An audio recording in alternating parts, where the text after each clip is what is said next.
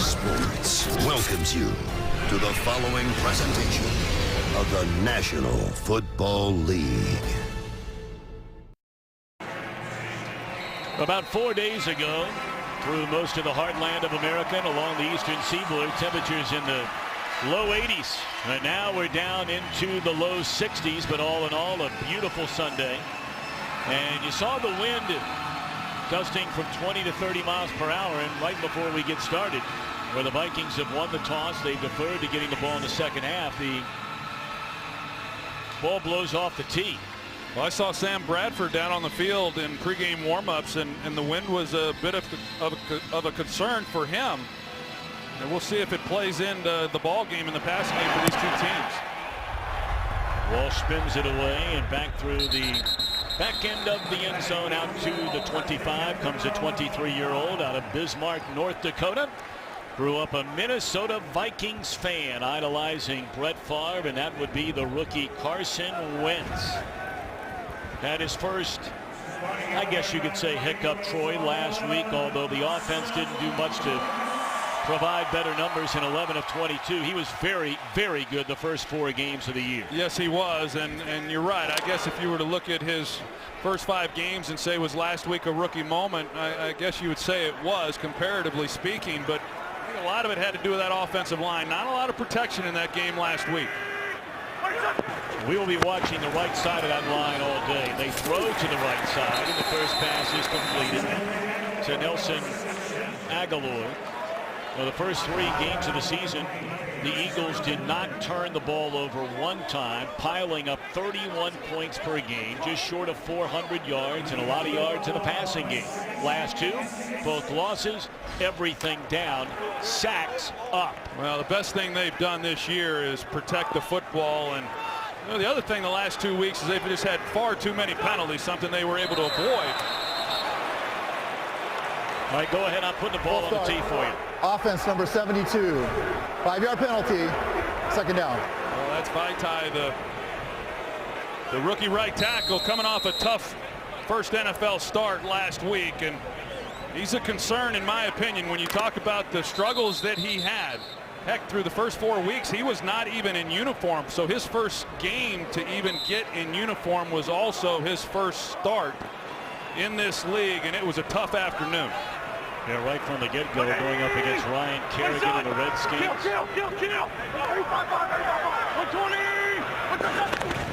second down, they'll turn and hand it to Ryan Matthews.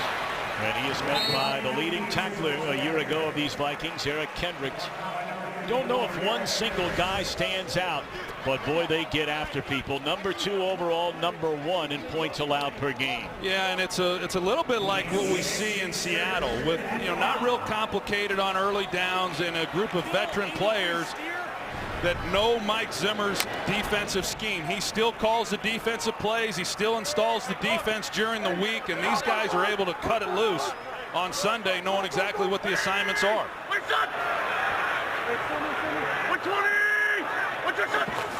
Third down at 5. And it looked like Green Beckham was not expecting the football. That may have hit him right in the face, if not the neck. That was a perfect throw. Should have been a first down. Yeah, it was. He's working against Xavier Rhodes. He slips just a little bit as he's trying to come out of that break. But, Xavier Rhodes, these are physical, aggressive corners. And I think he got physical there with Beckham, and just enough to throw him off and not able to convert the third down. Donnie Jones, and he blasts this one, backing up Sherrills, who's already returned a pair of punts for touchdowns this year.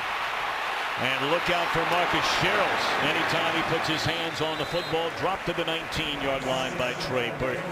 Hey, by the way, before we talk about Sam Bradford, did you just punt the right tackle's name of the Eagles? I'm going to get back to that in a minute.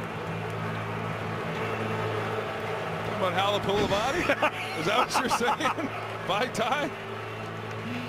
Boy, you're on it. You're on it. There you have it. Well, hey, they ended up last week having to give him some help against the Washington Redskins, and this defensive front is even more of a challenge, and they'll need to continue to give him some help here this afternoon. Asiata in the backfield. He was busy last week, by far his busiest day of this young season. Sam Bradford traded 8 days before the season opener. Spent 1 year here in Philadelphia. That's in 4 starts. After being traded over, Sean Hill started the first game of the year in a victory against Tennessee. Bradford has started every game since, has not thrown a single interception. His first pass is caught by Asiata out of the backfield, and he's up to the 25-yard line. It'll bring up 3rd down and 4. Now, this is not an offense that's piling up the points or piling up the yards per game in any form or fashion. Well, there's just not a lot really to hang their hat on, to be honest with you, because they've had to try to protect an offensive line. They're without their 2 starting tackles that have gone down, and they're on IR. They've had some adjustments that have had to be made, and Norv Turner, the offensive coordinator, they got to get the ball out of Bradford's hands quickly, and they've not been able to run the ball with any effectiveness.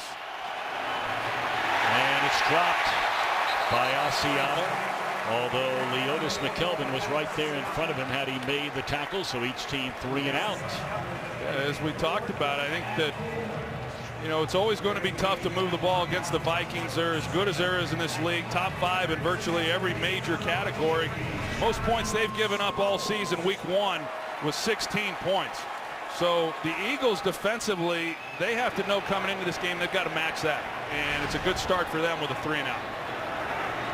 Jeff Locke sets to punt it away. Great return men for each team today. Sherrills, and on the other side, Darren Sproles. Great coverage there. There's a penalty flag well behind the line of scrimmage.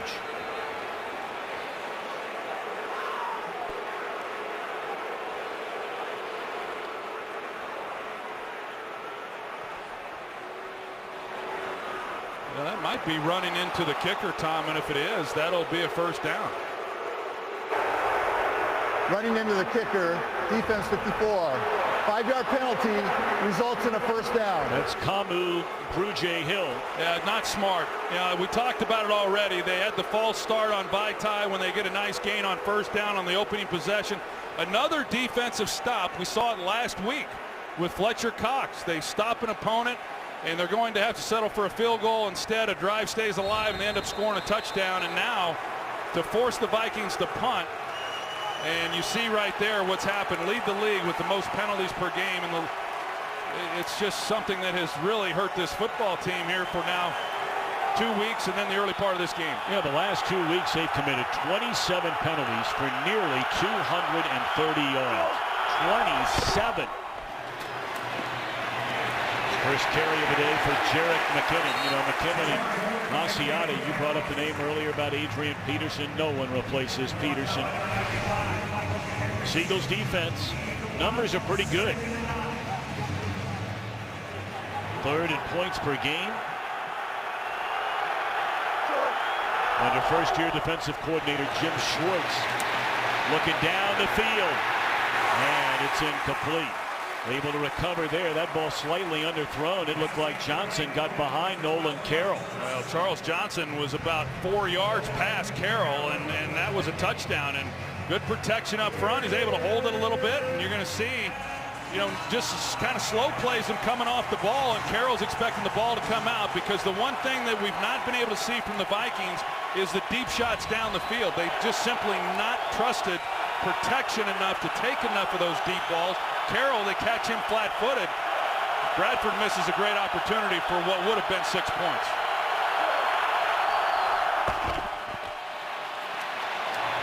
Third and 9.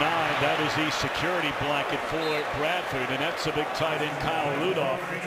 It looks as though he will be just short, maybe a yard short of a 1st down. He is, and they'll punt it. We'll see if they're able to now get off the field. So the Eagles defensively do another good job of forcing the punt after giving them the 1st down running into the punter.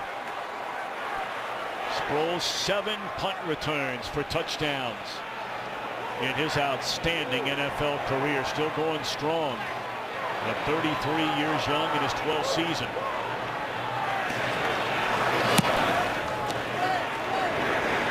What a great punt. No score. Nearly 5 minutes in Philadelphia. Today's game is sponsored by Southwest. Yes to low fares with nothing to hide. That's transparency.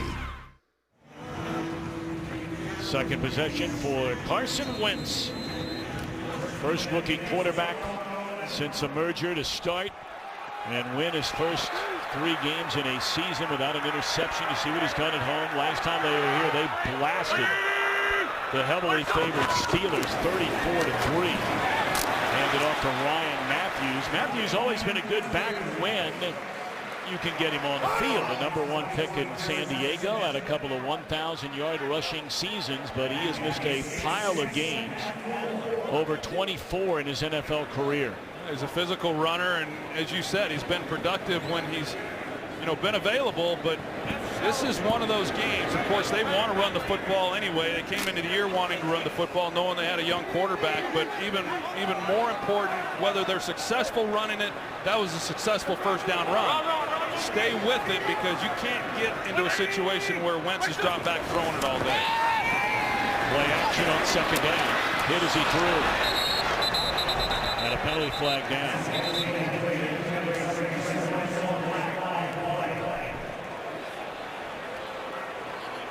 Looked like Robinson delivered the hit. Holding, offense number 76. Half the distance to the goal, second down. It's Alan Barber, the left guard. Yeah, it was Alan Barber who got hurt. He's right here at left guard, he's the one who got called for the penalty, and it was against Shamar Stephen. But Stephen is the one who got the pressure into Wentz and hit him, and then Robinson came in. There was talk last week about trying to maybe move Barber to right tackle when Lane Johnson missed the game and will miss many because of his suspension. But Doug Peterson said that's not going to happen. He's a left guard, and moving him to the right side simply is not in their plans. So another Eagles penalty. Second down throw. And it's intercepted off the batted ball. And it is Sendejo inside the 5-yard line, and the Vikings in business. He had an eye on a tight end, Brent Selleck, but Selleck was covered and covered well, and Sendejo has his second interception in as many games. Yeah, I couldn't tell if it got batted or not. I think it might have just been a high throw, but there's certainly pressure inside, and that causes an errant throw by Wentz, and just excellent coverage there by Eric Kendricks, and perfect position for Sendejo to make a play. This is an opportunistic defense. The only thing that surprised me, they didn't return for a touchdown. 120. The I formation. And stuffed at the line of scrimmage is Asiata. Second and goal coming up. This Vikings defense is tough as there is. I mean, they are a really talented bunch. A lot of good players on that side of the ball. They're well coached, and they just don't make mistakes. And when you make one, they make you pay. That was a costly one, backed up. A ball that gets away from Wentz, and Sendejo just in a perfect position to make a play on the ball. That is 13 takeaways for this Minnesota defense. #1 in that category as well in the NFL. It's where they normally look for Rudolph. Early movement. And they're pointing at Red Ellison. Full There's start. someone on the right side. Offense number 85. 5-yard penalty, second down.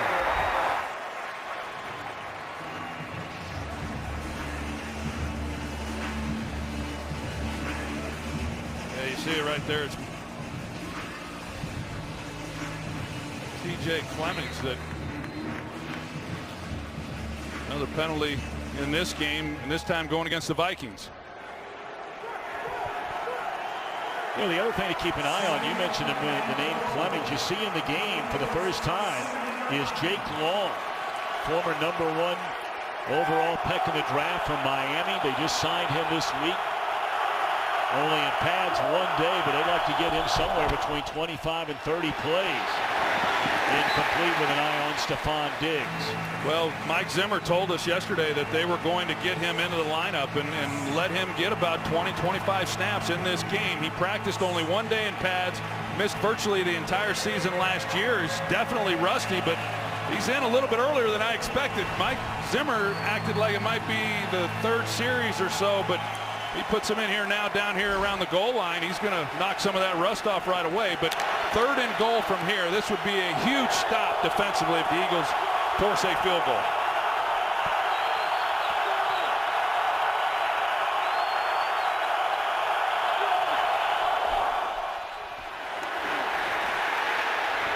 It's intercepted in the end zone. First interception thrown this year.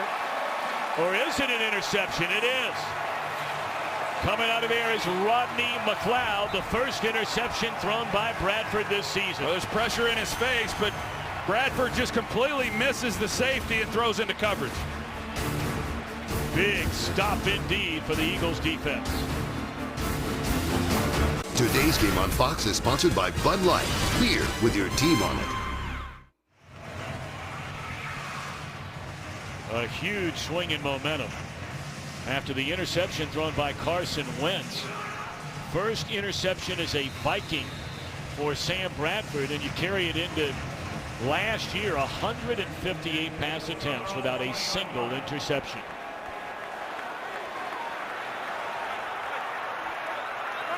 In fact, that is the first turnover this year by the Minnesota Vikings offense. Catch out of the backfield by Brent Selleck. And that's a gain of 7. That's hard to believe, playing in their 6th game, their first turnover. Well, TJ Clemmings, as we saw, he moved over to right tackle, and you're going to see Brandon Graham here. He just beats him right off the ball inside. He gets the pressure on Bradford that affects the throw, and Bradford loses sight of McLeod in the back end. Even without pressure, McLeod was in the perfect position to make a play on the ball, so great job defensively. I was talking it'd be a huge play if they were able to force a field goal attempt. They don't give up any points.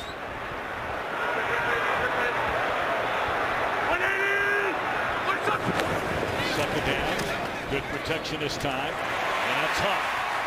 And he has the first Eagles first down up to the 39-yard line.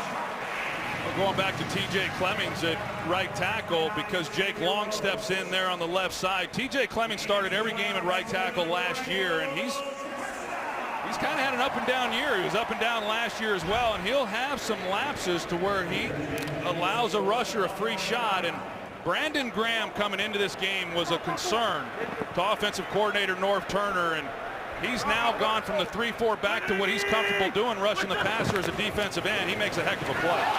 Fumbled on the exchange. Wentz trying to get it. It's still a live ball.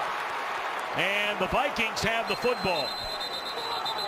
It looks like Anthony Barr, after 3 or 4 guys whiffed on a chance to get it, starting with Sproles, and another big turnover by this Philadelphia Eagles offense.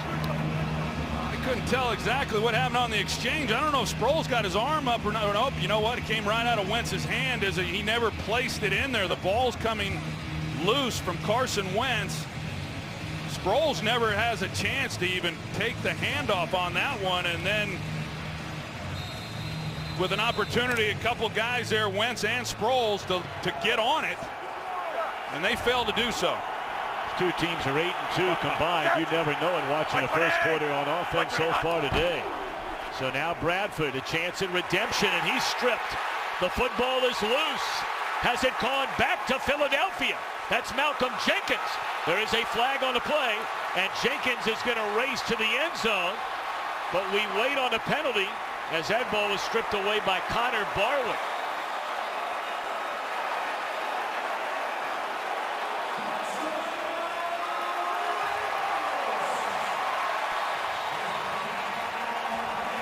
John Hussey, our referee, about to make a very important announcement to this sellout crowd.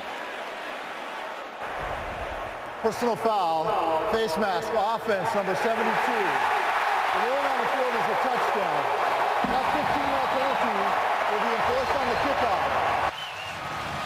There's the face mask there, and Connor Barwin just simply runs right past Jake Long, and looks like that's going to be down there. Malcolm,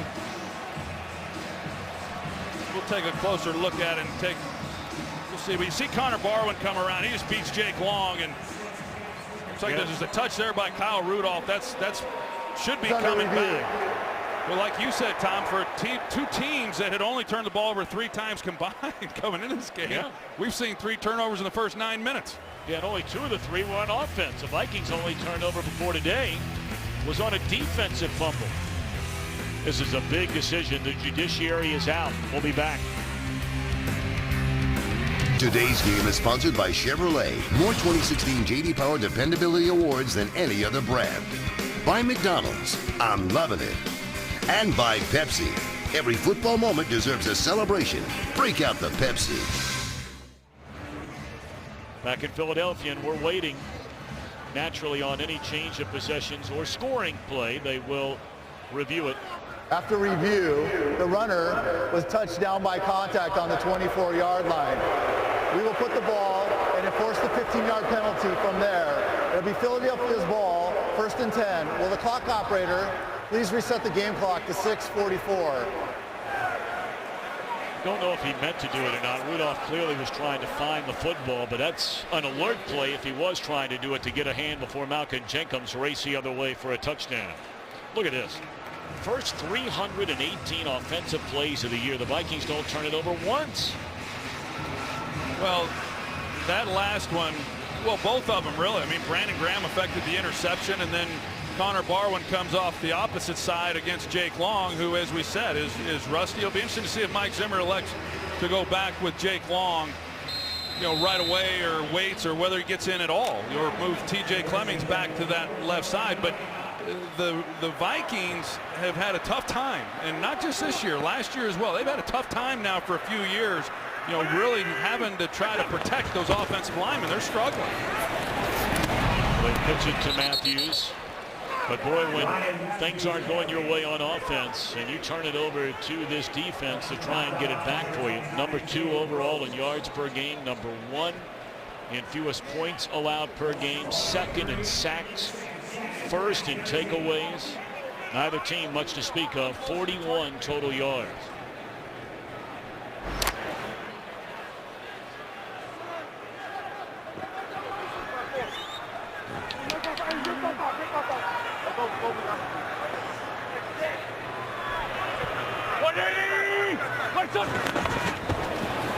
Wentz delivers to Huff, and he is tackled by the Pro Bowl free safety Harrison Smith. Well, we've heard a lot about Carson Wentz, and we'll let you get to know him a little bit. Grew up in North Dakota, loves the outdoors. Grew up a Minnesota Vikings fan and collected jerseys. His idol was Brett Favre. Made a few bucks as a kid umpiring baseball, and if all else fails, I don't know about all those numbers in the back. They get me nervous even now. I don't know that he's going to need that backup career plan. I think he's pretty much set.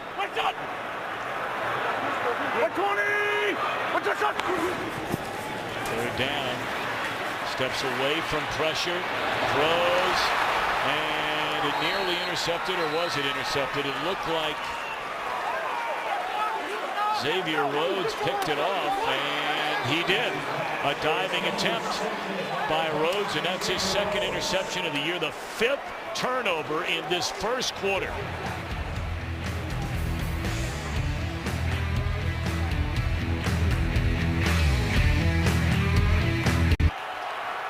Well, who wants to hang on to the football for a little while? Look at this. They're working out of the Wildcat formation. And that is McKinnon, who ran a lot of that as a quarterback during his collegiate days at Georgia Southern, and that's nearly a 9-yard gain. We'll go back and take a look at that interception, and a great scheme by defensive caller Mike Zimmer. He goes to corner here, and then he comes underneath, which allows the safety on the other side to give help. So they take what looks like a single high safety into 2 deep and confuses the quarterback. Malcolm Jenkins coming from the strong safety spot, denying a first down for McKinnon. So you go back and look, he's got safety help over the top there, and that's why Xavier Rhodes can play underneath that receiver, and there was nothing there. Wentz should have seen that when he comes back and works that side. He tries to fit a ball in when there really was not a window to be had. But Xavier Rhodes makes a heck of a play on the ball. Take a look at that. 7 possessions. Each of the last 5 offensive possessions have ended in a turnover. Zach Line for a first down on 3rd and 1. That is the first Vikings first down of this opening quarter. The other came on a penalty. Well, I know, talking to Jim Schwartz, the defensive coordinator for the Eagles, you know, they got embarrassed last week. They ran for over 230 yards, the Washington Redskins did, and this defensive front was not very good. And he knows that he's limited in some areas on this defense, and that front four has to play good for them to be good on that side of the ball. They're off to a heck of a start in this one. First down, they're going to throw it. And it's slightly thrown behind Rudolph. Good coverage by Jenkins. An early injury update on the Vikings. How about it, Aaron? Safety Andrews Ndejo, Tom. He's actually been carted off. They're calling it questionable to return. He was injured when he intercepted Carson Wentz. They tried to retape that ankle, but needed to take him in for a further look. They have been quite pleased with the play of Ndejo, second-year full-time starter. Had over 100 tackles a year ago, so that's a big blow to this defense. Yeah, I think when you start listing the players they're pretty happy with on defense, it's a pretty long list.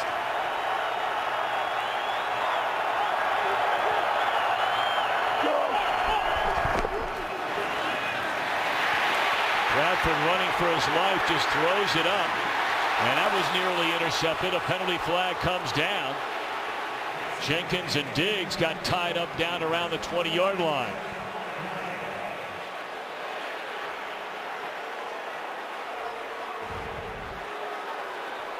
Well, Sam Bradford, he just gives his guy an opportunity down the field. There really wasn't much there, and Bradford unable to get much on it, and Diggs has to work back to the ball, and that's where the contact. And that was Jalen Mills down there. I had said Bradford. Jenkins, I beg your pardon. It's a rookie out of LSU. Well, Jalen Mills got his first start last week, and he struggled a little bit in that ball game. There were times when he was beat, and the Redskins really weren't able to take advantage of it. How about that? No foul. 3rd down. So they pick up the flag. They got pressure here around the edge, as you're going to see Michael Kendricks come free, and Bradford just trying to keep from getting sacked. He just sees his man one-on-one and gives him a chance, and I don't know why they picked the flag up. To me, that's pass interference, textbook pass interference.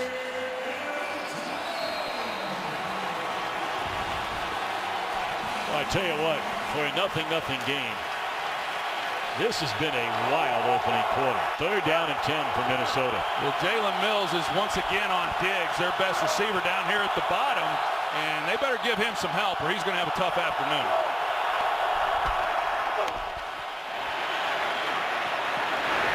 Dump it off out of the backfield. A 5-yard gain and another punt.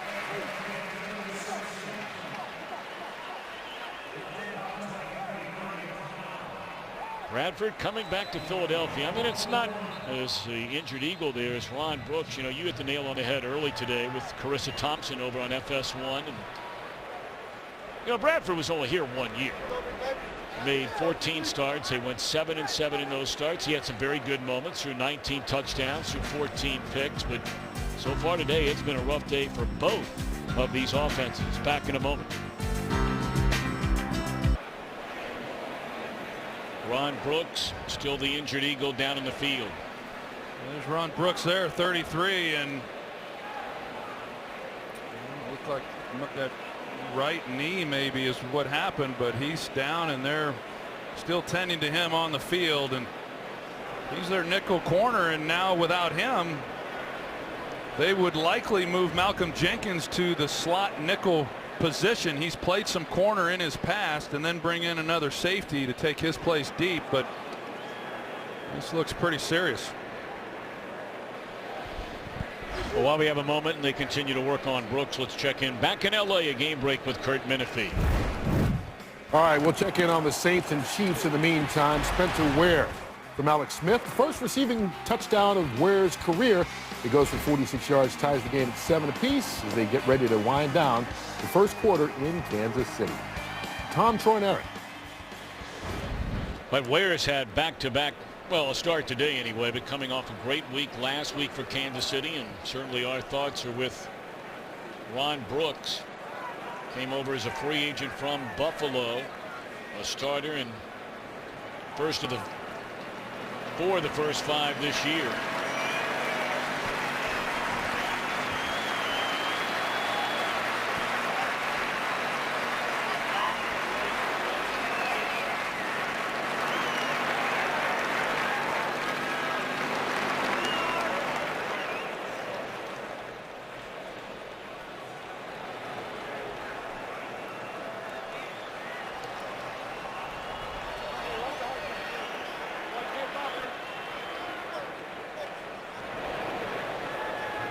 So we're waiting on a punt coming up by Minnesota. 3:20 to go in this scoreless opening quarter.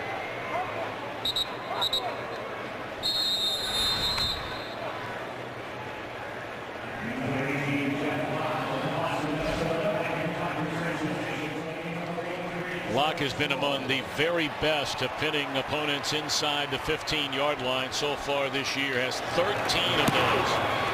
End over end trying for number 14.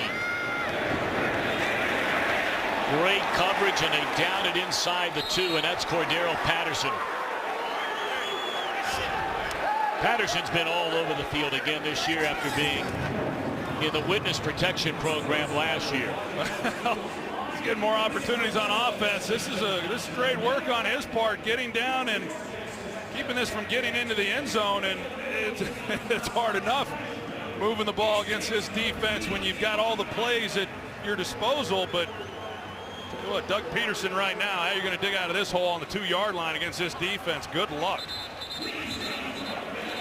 But Patterson had the spectacular rookie year. He went to the Pro Bowl. He scored receiving touchdowns, rushing touchdowns, ran a kickoff back for a touchdown. And then last year, he had 2 catches the whole year. You didn't even know he was on the team. And now all of a sudden, in all facets of the game, trying to live up to that number 1 pick, and there's early movement. Look like Tom Johnson. Encroachment, 92 of the defense. 5-yard penalty, first down. That's excellent job by Carson Wentz as a young player. Doug Peterson might have even told him in his headset, use the hard count, and if you jump on offense down there, it doesn't really mean much. You're going to back up a yard. What's the difference? But sure helps you kind of give yourself a little space if you're able to pull the Vikings into that neutral zone, which they do with Tom Johnson. Well done.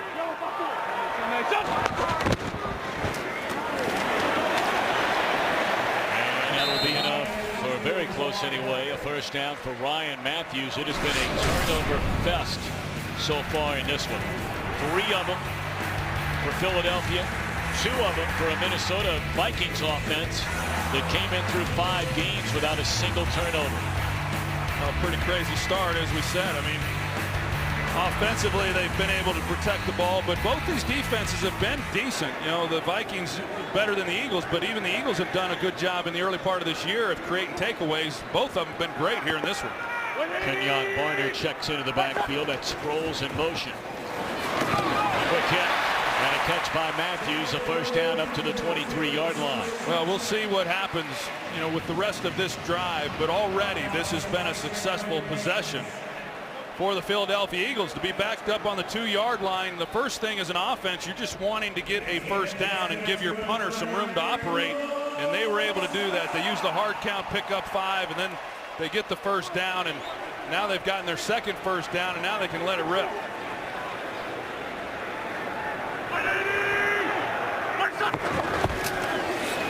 Wide receiver screen to Doriel Beckham-Green, and he's wrapped up by Kendricks. I think that if you look at both of these offenses, especially in today's game, on what they have to do, we've seen both offensive lines have some problems when they've asked the quarterback to hold the ball. And you're going to see more and more of those types of throws. Get the ball out, don't take sacks, don't get the ball stripped from you, and then try to run the ball as best you can. But we felt coming in this would be a defensive battle, and it sure has been here in this first quarter.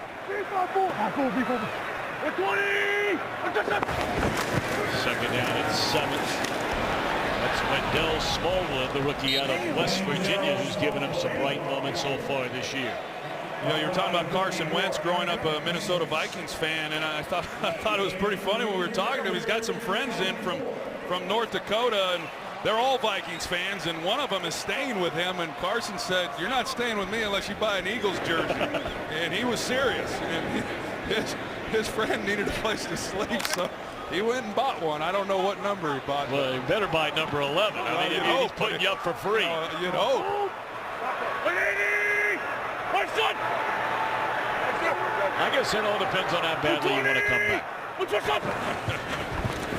Third down. Well, that's a dangerous throw, but Wentz made it.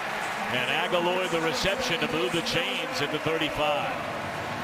Wow, that's a risky throw out there. Yeah, it is. You got to be really good with the ball, but every throw like this against this defense is going to be challenged. We're off to the second quarter in a scoreless game after a word from your local Fox station. We got to go all the way back to 2005, Washington and Arizona, the last time you saw a game with 5 consecutive turnovers in the first quarter of a game, and we've seen that here today.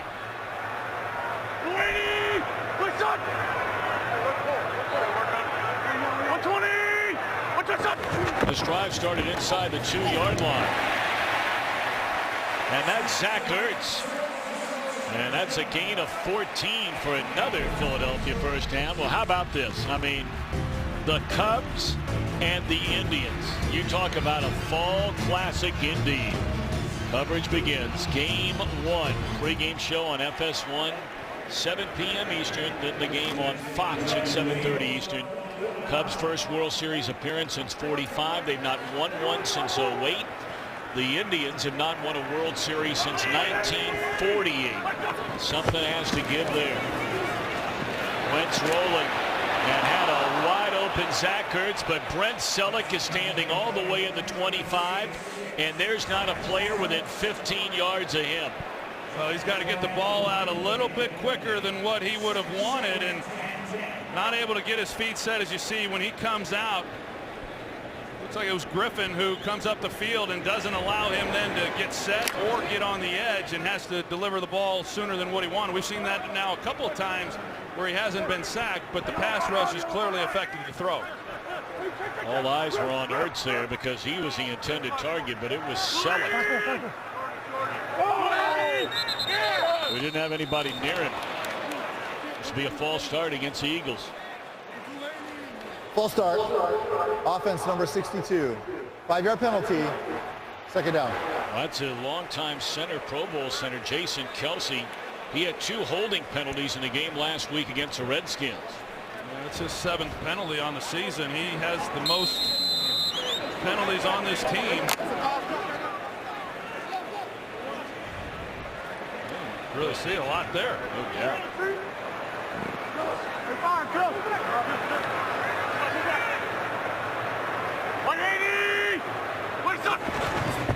Second down and 15. Pressure coming. And through the hands of the normally sure-handed Darren Sproles. Greenway in coverage. Third down coming up. Well, Vaitai, he's one-on-one. They don't give him any help, and he gets backed in a little bit to Carson Wentz, but he does a good enough job to allow the ball to come out. And you know, Sproles, you just don't see that a lot from him. He's a terrific player out of the backfield and catching the ball, but this is third and long stuff. This is when Mike Zimmer dials up a lot of pretty different looks, and he likes to rush 5, but you don't know what 5 they're going to be.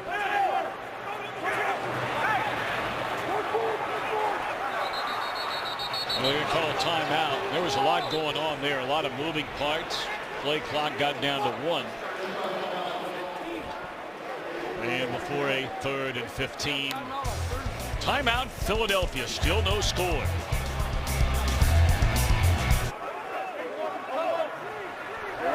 Third down and 15. And Wentz out of the shotgun. Good protection here. And looking down the field and overthrows. Aguilar down the sideline. Again, it slipped behind a Minnesota defender.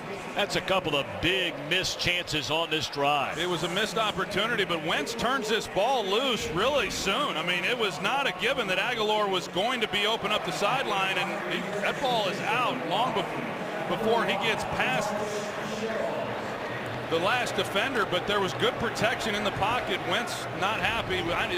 Someone must have run a wrong route on him, but good protection that time of that line. Well, it did look like Aguilar slowed down a little bit there. And that one is into the end zone and out to the 25. They miss Selleck on this drive. They miss Ertz on this drive. And did the Vikings get away with one right there on Aguilar? This game is sponsored by the all-new 2017 Ford Super Duty. This is the next level. By DirecTV. If you call yourself a sports fan, you gotta get DirecTV. And by Geico. 15 minutes could save you 15% or more on car insurance. Well, if you've had a pretzel here in Philadelphia, chances are it was a federal pretzel. Over 100,000 of those big daily and shipped out from right here in Philly. Offenses have been shipped out so far here today. First significant run by any carrier for either team. That's McKinnon. And that's a gain of close to 9. A lot's been said about Sam Bradford and what he had to learn. We see McKinnon leaving the field.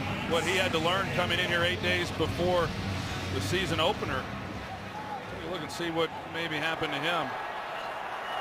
Heck, this was his third offense that he's learned in the last 18 months. Seattle breaks a couple of tackles and has a first down out across the 35-yard line. And when he got here to Minnesota, had to spend a lot of time then with Norv Turner's son, Scott Turner. He's the quarterback coach, and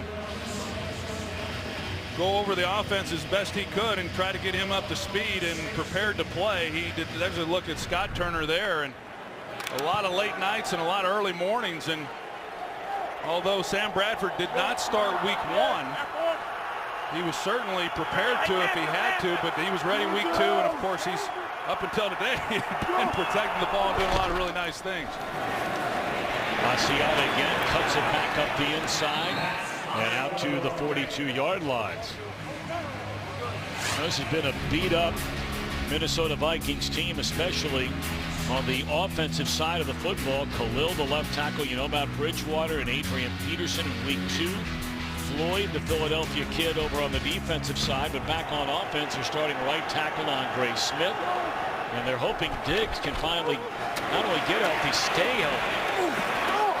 So when you look back at that offensive line, and you touched on it earlier, Troy, you start the year and you go Khalil, Boone, Berger, Fusco, Smith. And now all of a sudden, Khalil on IR, Smith IR. They've had Boone miss time. Fusco 2 weeks ago had a concussion. He had to leave the game. I mean, they really tried to patch it together. It's amazing. They're still undefeated. You see the different offensive line combinations. Last year, all 5 starters started every game last year. Much different picture here this season, and T.J. Clemens is back at left tackle. Catch made on third down by Diggs, and that'll move the chains up to the 47-yard line. You know, we were visiting with Jim Schwartz, and he's very familiar with Norv Turner and the things he wants to do as a play caller, and he talked about it. He said he wants to run the ball, and then he wants to go play action and take the shots down the field. He said that the only thing is this year they're not taking as many shots as he's accustomed to seeing, and that's the reason why. And there's Norv Turner, and yeah, he'd like to take some shots. He thinks he's got some matchups at the wide receiver position that they could take advantage of, but you got to protect if you're going to go 7 steps and take the shots down the field.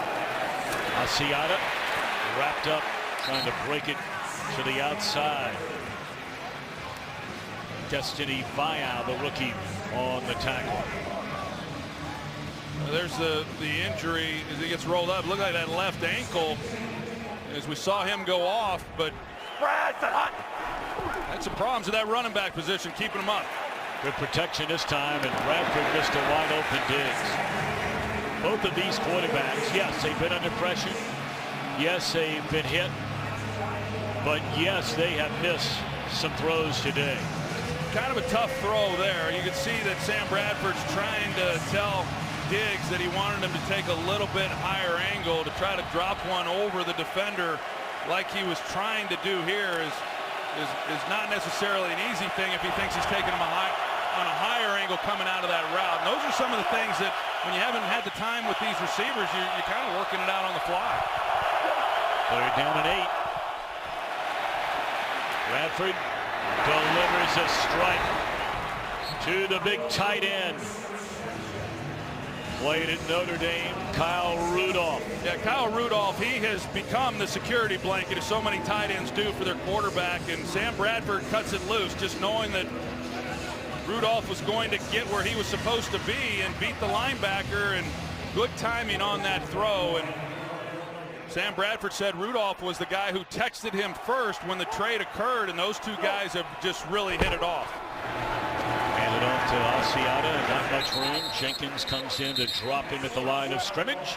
And let's check in back in Los Angeles and say hello to Carissa Thompson. Thanks, Tom. New Orleans at Kansas City. Drew Brees drops back and is intercepted by Daniel Sorensen. He returns it 48 yards for the score. It's his first career touchdown and second career interception. Chiefs lead 14-7. Tom, Troy, and Aaron. All right, Carissa, thank you. 10th play of this drive. By far the most significant drive for either team today. It looks like Jim Schwartz might bring some pressure here. They start getting in field goal range as they are, and you want to try to get a big defensive play. 5-man rush. Had an eye on Thielen. Thielen has worked his way, grew up in Detroit Lakes, Minnesota. College free agent out of Minnesota State. On the practice squad at 13. 8 catches a following year, 12 last year, and now all of a sudden Bradford's one of his favorite targets. Well, he's benefited from really kind of just running the same plays and the same offense for 3 years, and he's just continued to work at it. He's gotten better and better, and he's having a good start to this year. Vikings 2 of 2 on 3rd down. Here they come after Bradford, and they're going to get to him.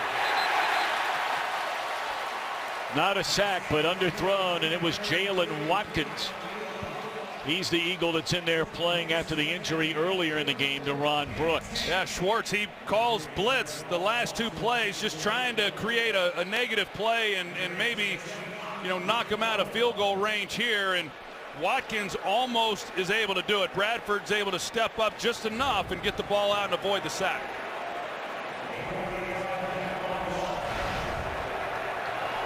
This will be a 48-yard field goal attempt. Blair Walsh has hit on 9 of 12 this year. He's got a lot of leg. I mean, he's had his ups and downs. This one is good for the first points of the game. Go back to the playoff miss a year ago, and Walsh trying to earn the respect back of his head coach. It's been an up and down relationship. 3-0 Minnesota. Well, plays 50 yards. Not a turnover, believe it or not. Had 5 of them in the first quarter on 5 consecutive possessions. So now the Minnesota defense giving the lead after the Blair Walsh 48-yarder.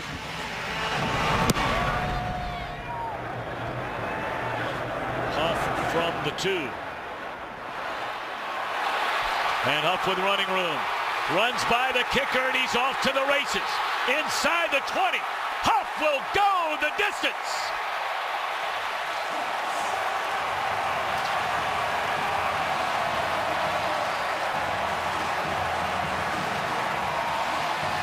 One week ago, it was Wendell Smallwood, an 86-yarder against the Redskins. This one, 98 yards for Josh Huff.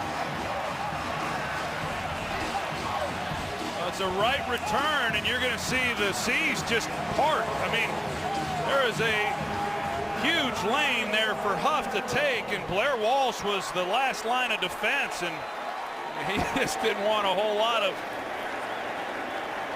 Huff on that return. Special teams in a game like this oftentimes decides the outcome. That's a great return. Not just by Huff and the speed to be able to get it all the way into the end zone, but also the job blocking by the other 10 guys.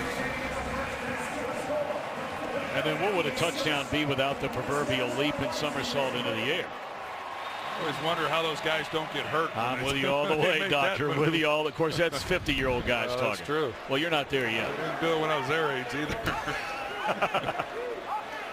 Flag on that point after.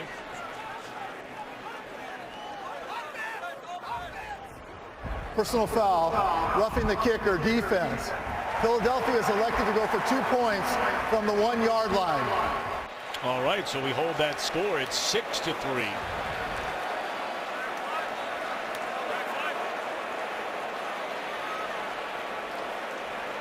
And that's Harrison Smith that tumbled into Sturgis. That's a big penalty, and that's when they moved back the extra point. That was the thing that teams talked about, was if there was a penalty and you were able to cut that distance in half, and you would benefit and then go for two, and that's what Doug Peterson is elected to do.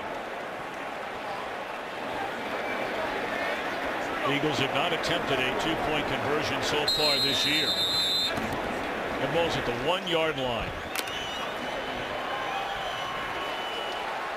Matthews in the backfield. 3 receivers split to the left.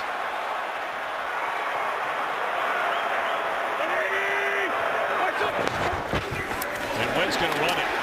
Okay, Wentz is a good athlete, and he's in for the two-point conversion.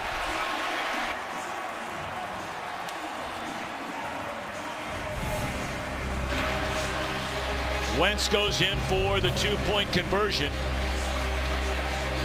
8-3 Eagles. Game is sponsored by Pizza Hut. No one out-pizzas the Hut.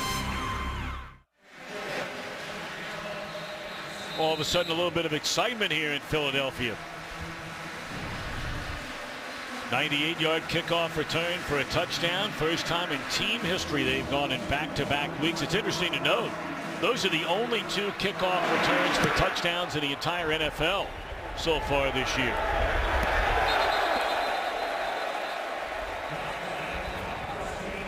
Well, you go back to the kick return by Josh Huff. Just an excellent job up front in his lane. And again, there's Blair Walsh, and he just kind of throws his arms out there and doesn't sacrifice himself. And then it's off to the races for 6 points. And then Harrison Smith comes in and he's trying to pull up. You can tell he's just off balance. And Mike Zimmer, he's seen about enough of this and the way that they have played here in this first half. And he's not opposed to letting a player have it. And he tells Harrison Smith what he thinks of that. Chris Maraguse, outstanding special teams performer for Philadelphia, shaken up on that play. Back in a moment. Good to see Chris Maraguse able to walk off and appears to be all right. Alex Boone had left for a short time into the Minnesota locker room, but he's back out there on a first play. What an effort defensively there by the middle linebacker Jordan Hicks. You can see him right here in the middle. He's able to shoot the gap. Nobody's able to get on him, and he just reads it out. Makes a heck of a play in the backfield, and this is a Vikings team. They loaded the box defensively, but this is a Vikings offense that has heavy run tendencies on first down. Over 60% of the time they run it, second most in the National Football League, and Jim Schwartz expecting run, and they create a loss on first down. Well, they have Ronnie Hillman in the game, and that was because of the injury to McKinnon, still standing on that sideline. Oh, it is fortunate for Sam Bradford that one did not go the other way. Leotis McKelvin had nothing but green in front of him. Yeah, I don't know if Sam was expecting man coverage on that, or he just expected McKelvin to be playing a little softer, but he reads it. He's cluing in through the quarterback and drives on it, and they're fortunate. McKelvin, who they're glad to get back. He's been battling a hamstring injury since the first game of the season. He's missed some time and was unable to play last week, but had an opportunity for a play. They're down 15 into the hands of Patterson, but snipped out by that defense led by Connor Barwin, who slowed him down. Well, we've seen a lot of the quick passing game from Sam Bradford, and when you continually have to go that route, that defense just starts clamping down more and more, and the field gets smaller and smaller, and then at some point you got to get them off of these guys. And so the Eagles are driving on the quick throws to the flat, and just not much there right now for the Vikings. So these two teams, each with exactly 76 yards of offense. 76. Very short punt. It will bounce, but good field position just beyond the 35. Well, On offense, for these two teams, it's been this kind of a day. Whoops. 8-3. Take a look at the quarterbacks today. One interception by Bradford, his first of the year. A pair for Wentz. The only touchdown, a 98-yard kickoff return for Philadelphia's Josh Huff. Eagles with the ball. 7:12 to play in the second quarter.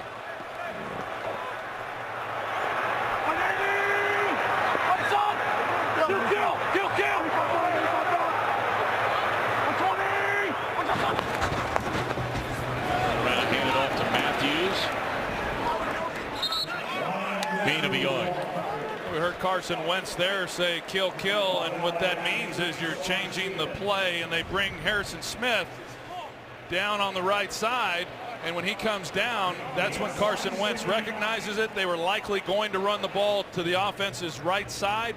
He changes it, and they go opposite of him and try to get out of a bad play. They still don't pick up much, but good job at the line of scrimmage. They say he handles those types of things very well. We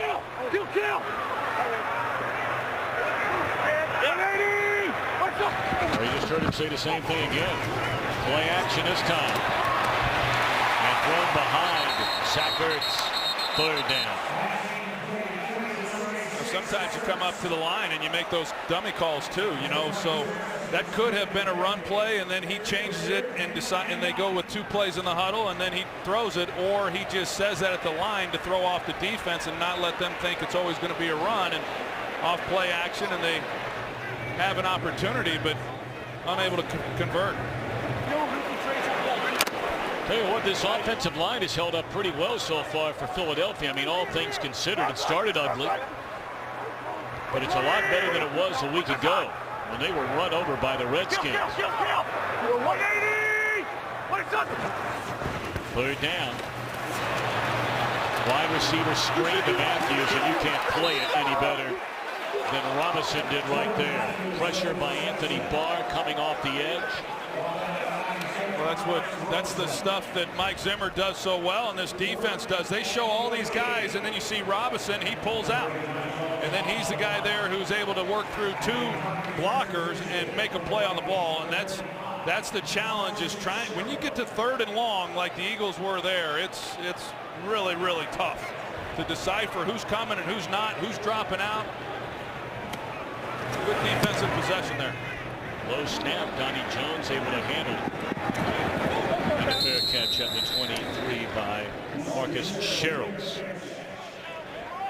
Screening saves lives in the NFL. The American Cancer Society encourage everyone to join in the fight against breast cancer. Learn more about a crucial catch day, October the 25th, and find out how you can help make a crucial catch at NFL.com/pink. Bo Allen grew up in Minnetonka, Minnesota. His mom a breast cancer survivor. They call him the polar bear when you grow up in Minnetonka. Well, I think it's great what the league has done in partnering with the Susan G. Komen Foundation, and you see a lot of, you know, so many women and then likewise a lot of their sons impacted by that disease.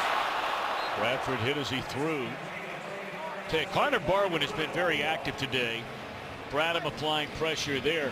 Bonner played so many snaps. Barwin last week, they wanted to limit his number of snaps, worried about fatigue, and he's been quite active today. Well, I've always liked Connor Barwin as a player, and he drafted by the Houston Texans, and he was drafted as a 4-3 defensive end. He switched to the stand-up linebacker position. As you see the pressure that they've been able to put on Sam Bradford, and I think right now he's back playing the position he's most comfortable playing. Seattle dropped at the line of scrimmage. But when you look at the numbers of Sam Bradford's, I mean, heck, he came into the season, or came into this game completing 70% on the season, and that secondary would get a lot of credit for what's happened, and yeah, they deserve some of it, but it's been driven by the defensive front, and they have done a good job of putting pressure on Sam Bradford and making things awfully hard on him.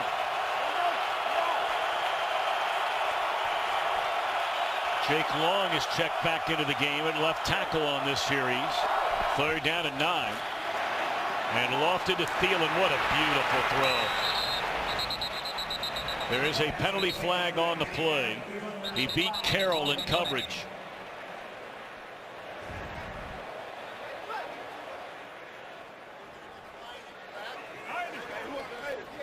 You see the flag come in, waiting on the official to make the call, but Thielen just wins off the line of Use to the scrimmage. hands to the face. Number 22 of the defense. That penalty is declined. Result of the play, 1st down. Nolan Carroll is the one called. He comes up and goes hands to the face, but he's trying to get a jam on Thielen off the line of scrimmage, and even if he wasn't penalized, he knocks him off enough, but then he can't regain himself. Thielen gets in behind him, and they're able to convert on that 3rd down. 27-yard gain on that reception. And in the hands of Cordero Patterson. Boy, did he take a lick. But held on to the football. Well, you talked about Cordero Patterson and him being more involved this year. He's moved up to be the 3rd receiver as you see the hit that he took. He's a big physical guy. And last year, yeah, predominantly a kick return guy, but those are the types of things they're doing with him. The quick screens, the slants, the hitches, get the ball in his hands quickly and let him run with it. And that was 3 years ago when the Vikings had 3 number 1 picks. That ball's thrown away. Now remember that 2013, they had 3 picks in the 1st round. Patterson was one of them. The injured Sharif Floyd, who grew up right here in Philadelphia, was another, as was Xavier Rhodes. Well, you look at just if you talk, as we show Mike Zimmer, you think about their defense, for instance. People say, why is their defense so good? And well, 4 of their top 5 guys are 1st-round picks. 2 of their top 3 linebackers are 1st-round picks. There's a lot of talent, and some of that talent was there before Mike Zimmer arrived. They just weren't able to get much out of it. Rolling on a 3rd down, and that's a big tight end. Grew up in Cincinnati, did Kyle Rudolph. 2 sports star, was trying to decide would it be football or would it be basketball. He's a big, strong young man. He made the right pick. He's a big target. They move the pocket, try to avoid the rush with Sam Bradford. Obviously not a threat as a runner, but get him out on the edge and a clean look and a 1st down to Kyle Rudolph.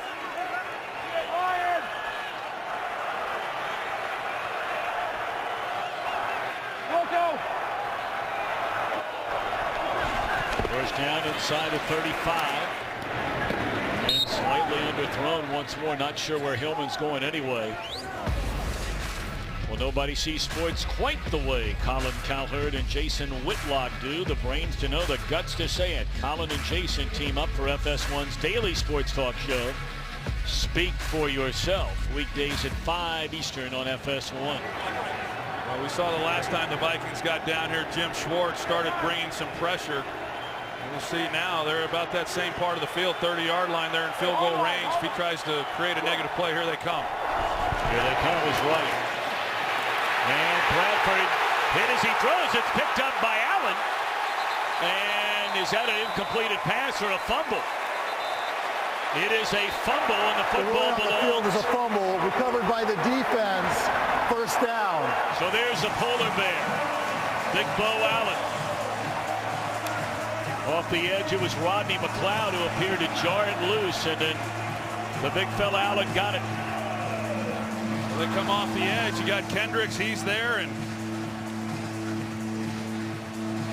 safety off the edge as well, and they strip him, and Bo Allen's able to then make a play on the ball. And it's just an excellent job with Jim Schwartz and the defense executing it, having to come up with a play to keep from giving up points. And there's Bo Allen's mom celebrating in the crowd. And we mentioned they grew up in Minnesota. She's a cancer survivor, donning the pink today. God bless her indeed. And she's excited for her son, who, when he takes that helmet off, he's got a long ponytail. You see he's got the bandana. And he's throwing that hair out to have it all cut off and give it to some folks who could use it after going and undergoing cancer treatment.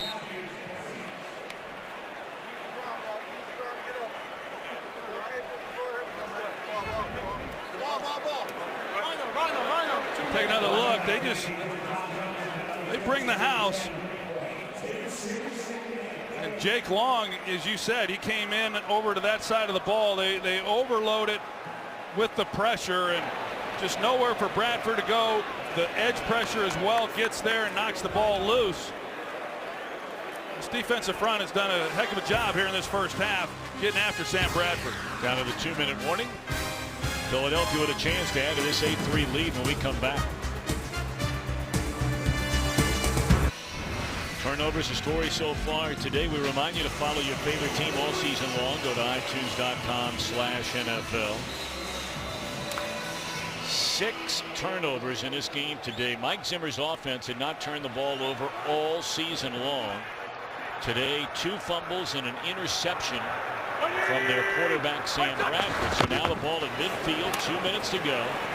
They hand it off to Matthews, and that's an 8-yard carry on first down. Well, if you think about it, Tom, the Vikings, their formula, as you look at what's happened through the first 5 games and then today for both of these teams, both with 3 turnovers, their formula, the Vikings, has been, as it was a year ago, last year was run the football, protect it, play great defense. This year it's really been protect the football on offense, play great defense. And, you know, they're just not good enough in some key positions offensively to overcome a day like this. Not many offenses are. Taken one way, come back to Burton, the backup tight end the other way, and it's thrown well behind him and high. That should have been a first down. Yeah, he's been a little off on some throws, and sometimes he's had people in his face, and understandably this one was just one he missed, and he knows it. And you know, this is a game right now, the way that it's gone, that Minnesota, this is a big decision here and being able to make a stop. Wow, look at this. They're going to go for it on a 4th down or 2. I think they're probably going to try to draw him off sides. I can't imagine not punting the ball here. The clock expires. Oh, a timeout was called. I beg your pardon.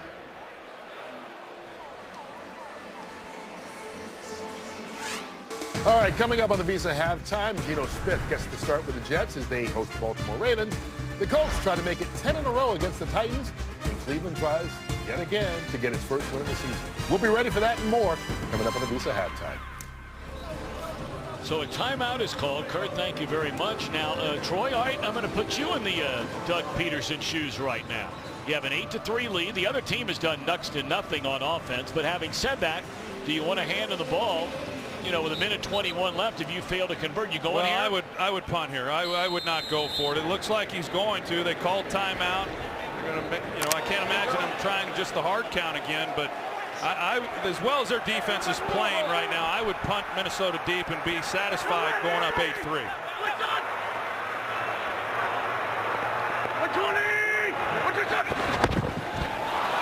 Nearly lost it on the snap, and Wentz is going to get a first down.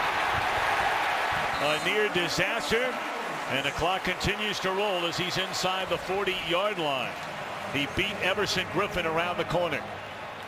Well, it almost blew up. You know, him fortunately able to get back onto the ball. Zach Ertz was the one who comes around and makes a key block, which allows Wentz then to get on the edge. In a couple critical situations in this half, we've seen Wentz carry the ball. Looking for the big play. And there is no penalty flag. How about that? And Dorial Green Beckham got locked up with Xavier Rhodes down there, and Beckham wondering what's going on. Well, it looked like he got a forearm to the belly and just knocked over right there. Yeah, I'm surprised there's no flag there. Xavier Rhodes, he kind of arm bars him there, knowing he was not anticipating that Green Beckham was going to continue on the go route. Wentz takes a hit low at the end of that one. You know, we've seen that called as well. But a couple breaks there for the Vikings.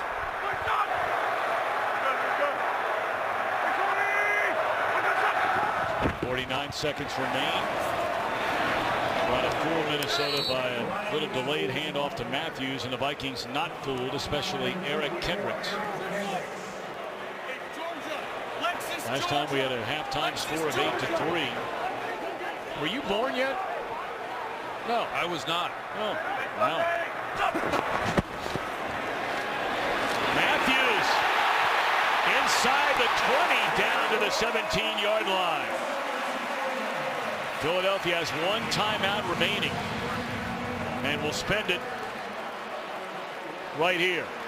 It's their final timeout. Well, Brandon Brooks, the right guard, he pulls around. He's able to pick off the linebacker bar. Jason Peters does a good job kicking out, and there's a nice lane. Then right inside that tackle. Now they're right in a position to come away with at least 3 points, and that decision by Doug Peterson to go for it on 4th down looks like it's going to pay off for him. That was a 21-yard run. That's a first run this season against this Minnesota defense. It's gone for longer than 20 yards. Yeah, you just don't see any plays like that very often against this Minnesota defense. All right, so you're out of timeouts. Ball in the 17. Pump fake to the end zone. Good coverage down there by the veteran. Boy, been around forever is Terrence Newman. Just turned 38 years old in his 14th year. He plays it well. It's good technique. They're trying to run a double move on him on the outside. He doesn't bite. He's in a good position. Well, he's had a nice career, hasn't he? He really has. He's been with Zimmer now in Dallas. He went with him when Mike Zimmer became the defensive coordinator with the Bengals, and then Zimmer brought him to Minnesota when he became the head coach. All right, so with 15 seconds left, the Eagles are going to go ahead and send out their kicker, Caleb Sturgis. This will be a 35-yard attempt. Timeout was called before the snap. Sturgis First just charge one timeout, miss. Minnesota. This will be a 30-second timeout. Small screen, stadium size content. Watch live local Sunday games on your smartphone with NFL Mobile. There's been a zany first half, a lengthy one. 5 straight possessions ending in turnovers in the first quarter alone. First time we've seen that since 2005. The only touchdown, a 98-yard kickoff return by Josh Huff. And this Philadelphia defense forcing the 3 turnovers, 2 fumbles by Sam Bradford, the former Eagle, and 1 interception. Well, when you come into a game like this, Tom, and you've got good defenses and you're expecting a defensive battle, and now they're putting the offense back onto the field with 15 seconds to see if they can't take a shot. You know, why wouldn't you? I mean, you have 50, now you're out of timeouts again to repeat. You got to be smart. I mean, I didn't mind the call by Peterson saying, okay, we're going to go ahead and take the 3 points. You got a young quarterback. Everyone has to know the situation. Ball cannot be in bounds and clock running. They're going to have an almost impossible time getting the field goal team onto the field. Wentz is only 1 for his last 8. And looking to the end zone. Incomplete. All right, 10 seconds. Do you try to get on 3rd down? No, I think I don't think so, and I agree now what Peterson is thinking. But to go back to what I was saying, when you've got defense and you expect it to be a defensive battle, the unit that has to then win is in special teams, and that's been the difference. You know, in this first half was the kickoff return by Josh Huff, and that's what could very well decide this game if it continues. Is the play on the special teams making the difference? All right, so now 10 yards, 35 yards out, and it is good. 7 ticks remain. 11-3 is our score here in the opening half. The Eagles figure to go into halftime with a lead. And you know, Troy, I guess before we even get to halftime, let's just start on the Minnesota side very quickly. They've had all the changes along the offensive front, which we've documented. They've had guys in and out today. They've got next to nothing going on offense. What do you do if you're Norv Turner? Well, it's tough. I think the good thing right now is it's still a tight ball game, so they don't have to get away from what they can't get in a situation where they're asking Sam Bradford just to simply drop back. I think you got to stick to what they're doing, but they do have to start getting the ball a little bit further down the field. The quick passing game that they have been known for through the first 5 weeks is great in not taking the sacks, but we've seen that defense continually come down, on those routes, and there's just not much air right now in that defense. And to get it, you've got to start throwing some intermediate stuff and really trust that the line's going to hold up well enough. Second time of day, ball has been blown off the tee. Still a pretty stiff breeze throughout this entire day in Philadelphia. Boy, it was howling here yesterday. And you could hear that crowd from Happy Valley, Pennsylvania last night celebrating the stunning upset of the Ohio State Buckeyes by the Nittany Lions. That was a heck of a win by those Nittany Lions, wasn't it? Yeah, they remind me a lot of Utah. Didn't they play UCLA yesterday? That one bounces into the end zone and through the back of the end zone. I believe they did, yeah, to answer your question. My Bruins are off to a tough start. Yeah, they are. But Rich Russo, our director, former lacrosse star at the Pennsylvania State University, he was very, very excited. Y'all didn't have anything on that game, did you? No. Nope. Bradford will take a knee. The only touchdown in the first half of this one, 98-yard kickoff return for Josh Huff. 11-3 Eagles. Vikings are unbeaten. 1 half to go. Let's check in back in Los Angeles. Today's excitement brought to you by the new Nissan Titan.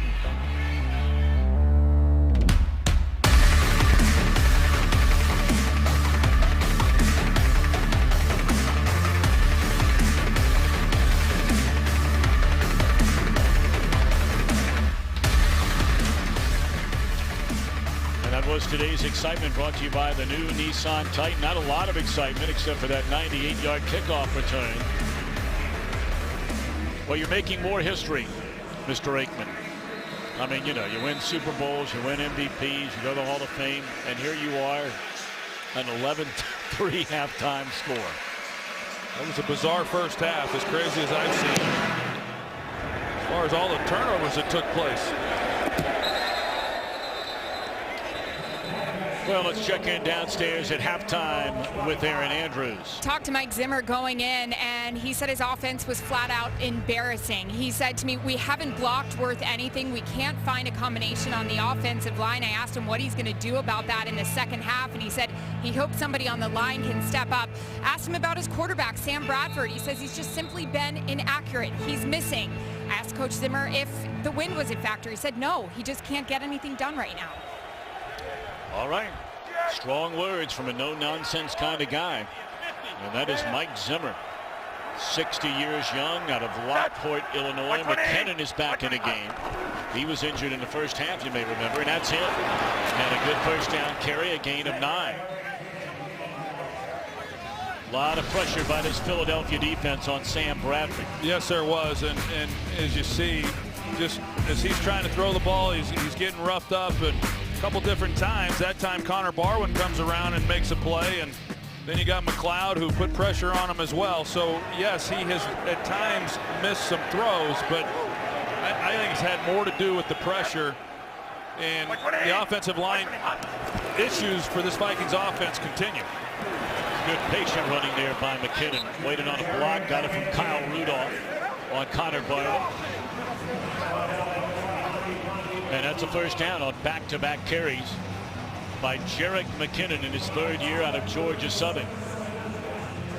We've got to be happy to get him back in there, but like I said last year, when you've got Adrian Peterson back there and you look at these numbers, I mean, offensively for both teams, just not much there. It was all defense and all takeaways.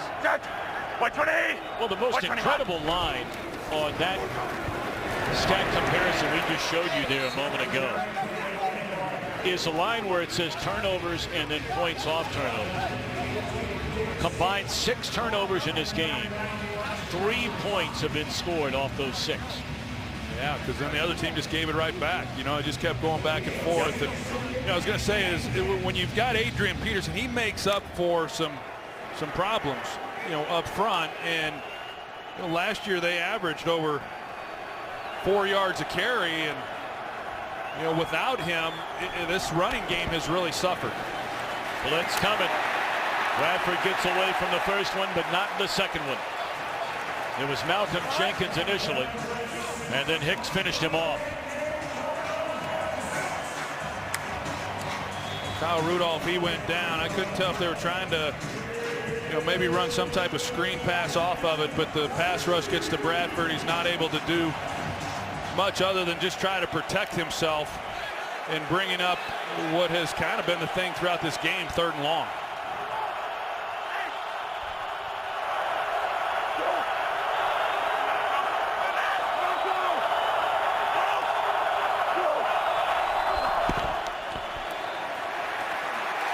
Bradham wraps him up and throws him down, a sack all the way to the 25.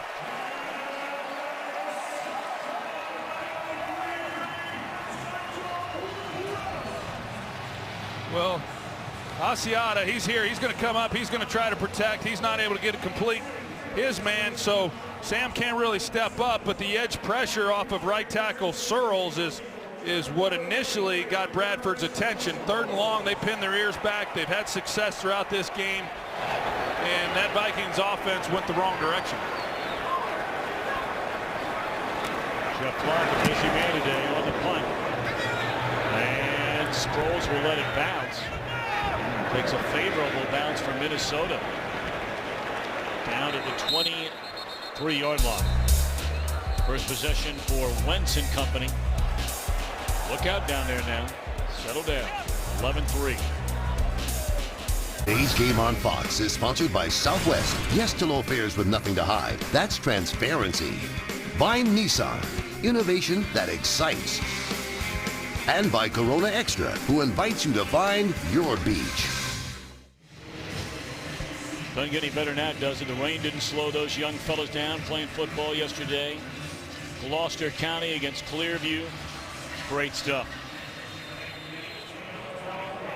Those kids at that age, watching them run around, and you know, a lot of those guys, they don't even look like they can hold their heads up. The helmet's so heavy, you know. Right.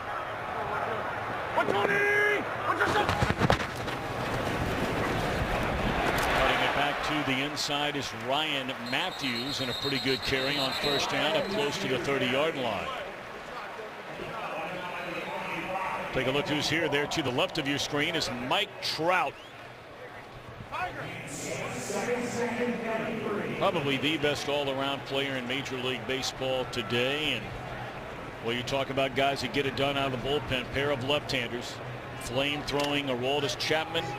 Andrew Miller for the Cleveland Indians with a spectacular league championship series. I was at a Rangers game a couple years ago when they opened up against the Angels, and I saw Trout. He looked like he could play a little football. Sure He's got does. some size. He is a season ticket holder to the Eagles. He grew up in New Jersey, just up the road a ways.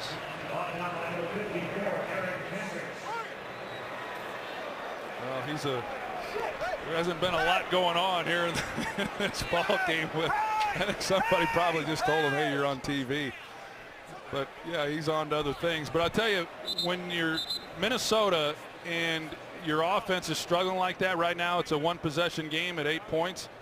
It puts a lot of pressure on your defense, because you start to think, man, you get down by 2 scores, you know, how's our offense going to be able to move the ball and get back in it? So they've got to be, you know, really good here on out. Try to slow, not that the Eagles have done much offensively, but you know, any one play here or there can make a huge difference in the game. Stone even brought out the sticks for the measurement there. It appeared he was beyond the marker and is for a first down. Let's go downstairs to Aaron. In talking to Doug Peterson about his quarterback in that first half, guys, he said he really felt like Carson forced some things early, but was able to settle down towards the end of the first half. He told him the goal here for the second is just to keep continuing to manage it along. Don't force things like you did before. Also, another thing, as you can imagine, he stressed these penalties. He said you have to stop. One final note for the Vikings, Andrew Sendejo, guys, he is out with an ankle.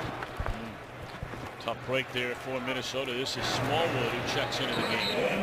Tackled by Kendricks on a first down run, a gain of close to 4. And that looks like fifth-year lineman out of Miami of Ohio, the starting right guard, Brandon Brooks. Big free agent signee from Houston during the offseason, is injured. Been a lot of players getting nicked up and beat up here today, and we're only in the third quarter. No, that's not a misprint. That is our score. First time in the history of the NFL. A game at halftime had a count of 11-3. Eagles have run it every play to begin this second half. Closing out the second quarter, Carson Wentz was only 1 for his last 9 for negative yardage. We're done. We're good. 120.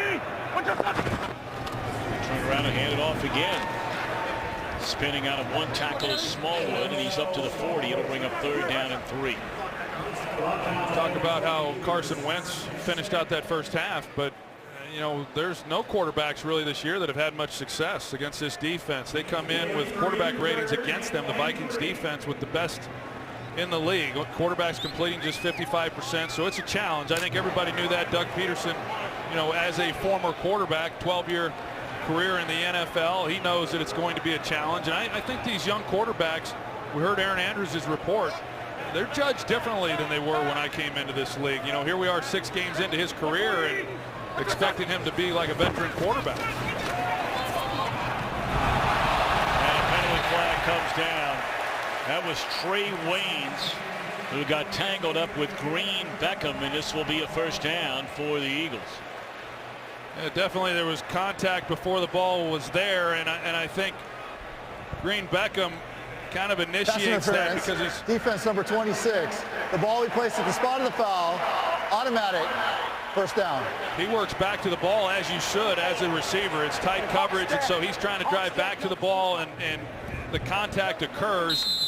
And I do think it was the right call, but Green Beckham, he's a, you know, somewhat of a freak is the way they describe him. The guy's 6'5", and he runs routes and gets out of breaks like he's a smaller receiver, but he's a tough matchup. Wentz dumps it off to Matthews. Flag comes down, and this one may come back as Matthews leaps into the air over Jaron Kearse, but it might come back. We'll see. And again, if it is, it's another huge penalty on Philadelphia, and that has been a big story for the Eagles. I think they're going to get the rookie right tackle, Vaitai. Wait a minute. Illegal use of the hands to the face, defense number 98. That penalty is declined. Result of the play, first down. It's Linval Joseph. He's got the hands underneath the face mask. That's what was called. What I saw that was closest to us was Vaitai, number 72. He had hold of Robinson as he's trying to cut loose, and Robinson was hollering at the official for the call. The flag came out, but it wasn't the call that Robinson was expecting, nor I. All right, so that play stands after the big completion of Ryan Matthews. And now a bobbled snap. Takes a favorable bounce, and then it's Barnard watching as Sproles makes a reception inside the 10-yard line, and that is a first down to the 9. Lady Luck for the second time shining on Carson Wentz. Yeah, this was a poor snap. The first time he bobbled it, he just took his eyes off the ball. This was kind of a hot sinking missile on him, low and away, and yet he was able to get back on it. So a big break there for the Eagles, being able to maintain possession of the ball and get out on the edge and then pick up a nice gain on the play. In the third quarter, and the lights out for Philadelphia. The Vikings have not given up a single point in the third quarter in the first 5 games. That's about to change unless they turn it over, and here come flags all over the field again. 2 of them. Holding, offense number 76. 10-yard penalty, first down. It's another penalty on Alan Barber, the left guard. Second time they've whistled him today. Look, yeah, you see he's got his left hand on Linval Joseph. That's a good call. By the way, Brandon Brooks, you see number 79 along that offensive front, has just come back into the game. So Wisniewski leaves after less than a handful of plays.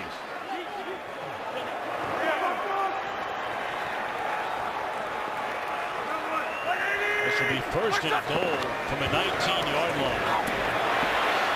This is Huff, who had the big kickoff return and gets a big chunk of it back all the way down to the 5-yard line. It's like a running play in this offense, and to get the ball out of the quarterback's hands and excellent blocking on the edge by these receivers. You see the job they do on Captain Munnerlyn, and it allows Huff then, it's like a return game for him. Jordan Matthews might have been able to get called there for a hold. He certainly had a hold of that jersey. As Matthews and Aguilar out there blocking. Second and goal. Another bobble snap. It's almost like these two teams are trying not to score touchdowns. That ball came out a little bit odd. It was end over end and low, just a little different than what you're expecting. Carson Wentz, excuse me, he's having a tough time with some of these shotgun snaps he's getting. Third down and goal. You've got Green Beckham down there at the bottom of your screen in that big body. And they go to him, and he muscles his way into the end zone.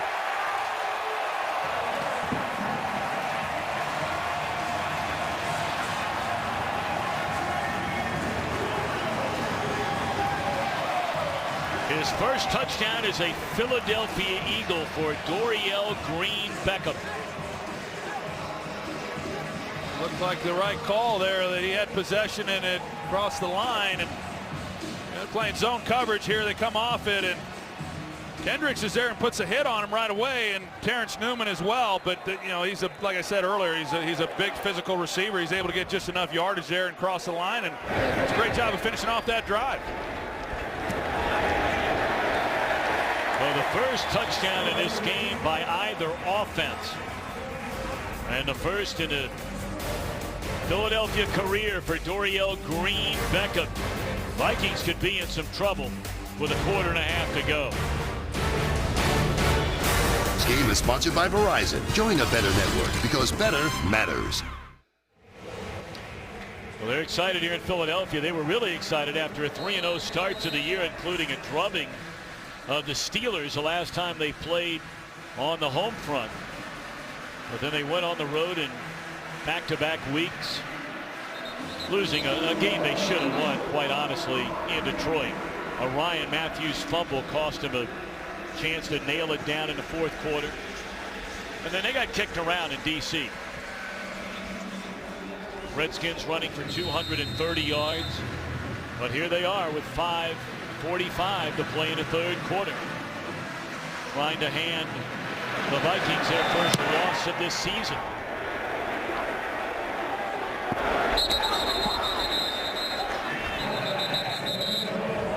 So after the touchdown to Green Beckham to make it an 18-3 game, Mike Zimmer is hoping his offense can start to find some answers.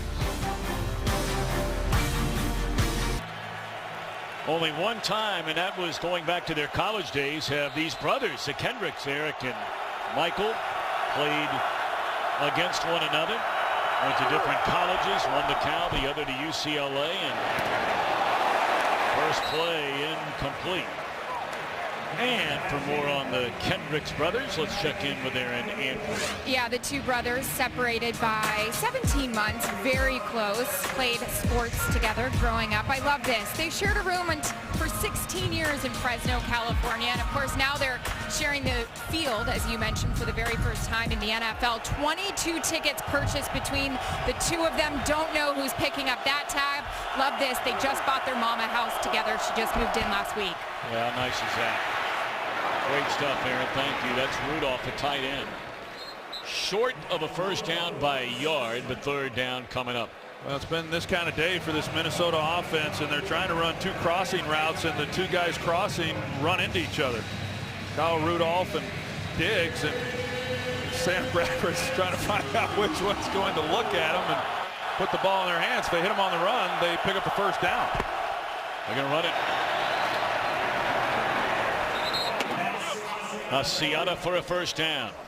You know what happens here is there's 5 minutes left here in this third quarter for Minnesota, that this is a really important possession. You know, as this game moves along and you move into the fourth quarter and you're down 2 scores, I mean, the running game, you can kiss goodbye, and that's not good with this defensive front and the matchups that we've already seen. So them being able to maintain some balance, this makes this particular drive here offensively really important. 120 hot. We'll throw it on first down. Bradford steps away from trouble. There comes Hicks, who bats it into the air. And the athletic Jordan Hicks nearly had the batted ball and an interception to boot. Well, it starts off poorly. Matt Asiata right here. They're going to go play action, but once he realizes the man that he has to block is coming on the rush, you got to abandon that fake then and make sure you secure the protection first. And he doesn't do that, and then it causes Sam Bradford to have to try to get outside the pocket with nothing there. Jordan Hicks knocking it down. Is 2nd and 10 at the 35.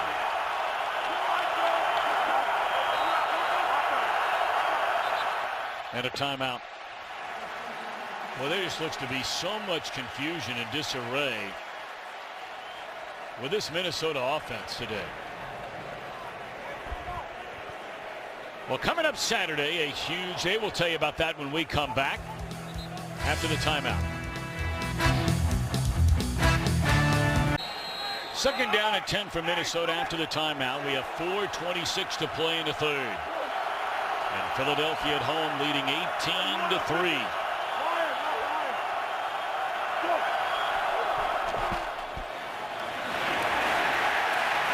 First time we've called the name Fletcher Cox all day long. NFC's Defensive Player of the Month in September. But here in back-to-back weeks, he has caused huge penalties that have really hurt his team in Detroit and then against Washington. Well, he's a load there in the middle. You're right about the penalties. He beats Fusco right inside, and he is a load. We haven't talked about him hardly at all in this ball game, coming off a Pro Bowl season last year, his first. Led the team with 9.5 sacks, and he's a heck of a football player, and was a real concern coming in this game for the Vikings. Asiata cuts it to the outside, and Asiata across midfield. He'll be run out of bounds all the way inside the Philadelphia 40-yard line. That is strong running by Matt Asiata.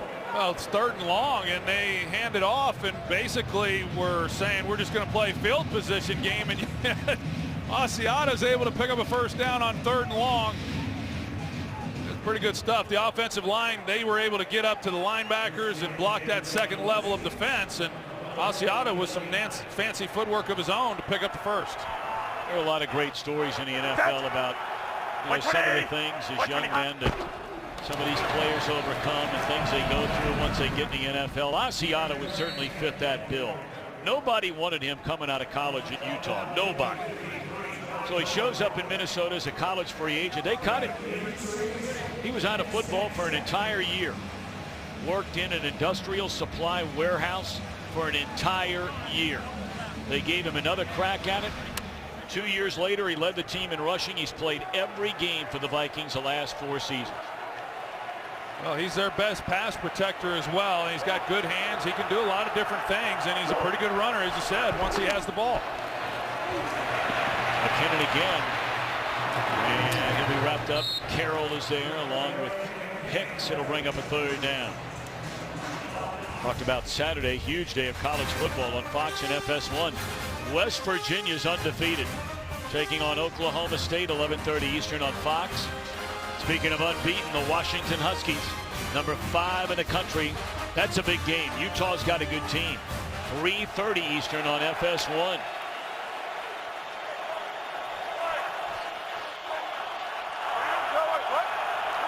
They bring Kyle Rudolph down here to the bottom. He's a big target here on 3rd and short.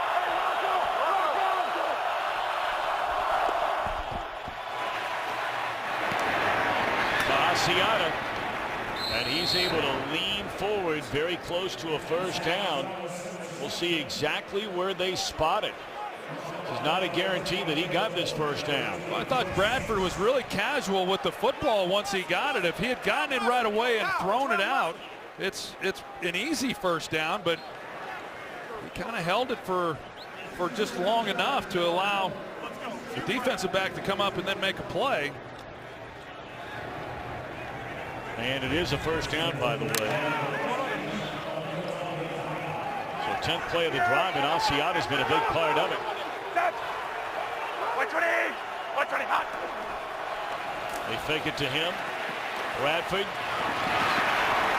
Completed pass to Diggs to the 15-yard line, and another first down. It was Stephon Diggs. He had a heck of a season last year as a rookie, and he's even better this year. And talking to these coaches, he's one of the real great competitors on this team and got exceptional quickness, really strong hands. He was a real surprise last season as a guy who was drafted in the 5th round, but he's a heck of a football player. Number 14 with a gain of 14. He beat Jalen Mills to the far sideline. And well, there have been so many injured players on each team so far in this game today. It's been very disjointed. There's been a lot of injuries, a lot of penalties, a lot of clock stoppages. And you know, that last play, Bradford, you know, he kind of got underneath center and it looked like maybe they were going to try to get into a little bit of a hurry up. I know Bradford liked some of that stuff, and don't know if they were going to try to get back on the ball quickly after this reception to Diggs or not, but with Mills going down, another stoppage in play.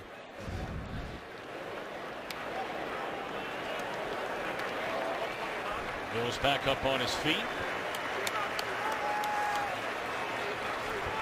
You don't see the head coach go out there that often, especially for too many rookie players, but Doug Peterson, he went all the way across the field, all the way almost to the other sidelines to check on Jalen Mills. Mills was a 4-year starter at LSU. And then his senior year, he broke his ankle halfway through the season, and that's when his draft stock really slipped. All right, here we go. 1st and 10, 32 seconds left. They're in the Wildcat. And again, McKinnon can throw the football now. We'll see if they ask him to do it. He's going to run it. Stiff arm, may have gotten away with a penalty there. Looked like he grabbed the face mask of Rodney McLeod, and McKinnon, who was shaken up earlier, is on his hands and knees again. Right at the end here, you're going to see him kind of with a little move that, well, he got kicked at the back. That's what caused it. I was wondering if he was going to be able to get up, and he's going off to the sidelines once again. We'll see if he's able to return, but yeah, this has been a physical game for him now. Obviously, he's upset with what just took place. But yeah, McKinnon, he gets in that Wildcat. We saw it last 2 weeks ago when they played, and they sprinkle it in, and he can do a lot of different things. Of the 3rd quarter, Fox NFL Sunday back after a word from your local Fox station. Set to begin the 4th quarter. Minnesota 5-0 on the year. The Eagles started 3-0. They've lost 2 straight. 3rd trip inside the red zone for Minnesota offensively. 120 hot. First 2 trips have not been kind to him. They'll stay on the ground with Asiata, and he's to the 5. In that red zone, we mentioned those first 2 trips. A pick and a fumble. Some pretty tough running there by Asiata. You see the footwork that he has, but well, he finished that run off nicely. There was some contact at the end of that play. Well, normally this is where the Vikings look to the big tight end, number 82, Rudolph.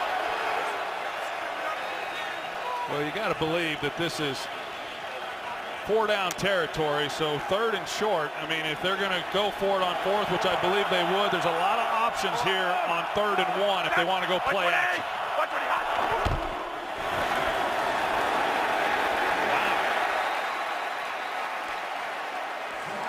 On 3rd down and goal, they handed off to Zach Line, who has not touched the ball the entire game.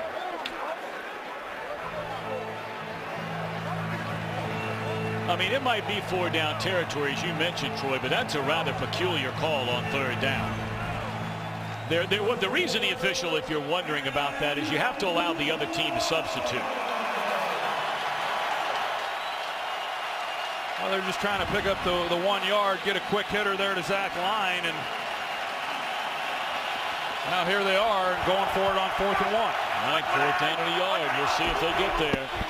And very, very close. Very, very close. It's all going to depend on exactly where they spot it. Asiata trying to plow forward. Bo Allen in there to stop along with Kendricks. He's got no movement on that offensive line, and from here, Tom, it didn't look like he made it. It's going to just come down to where these officials saw it and where they spot it. Sometimes that's hard to tell exactly, but Zach Caron's the extra offensive lineman that comes in, 67, and he just allows the guy to shoot the gap and clog up that hole. You know, what we can't see there and what you don't know is and we'll take a look here what you're talking about. Yeah, you see Caron, he does not get down, and so he kind of clogs it up then, and Zach Line trying to get through there is just a bunch of bodies, and that's a big-time stop with 2 chances to get a short yard on 3rd and 4th down, and the Eagles, they rise to the occasion and make the stop.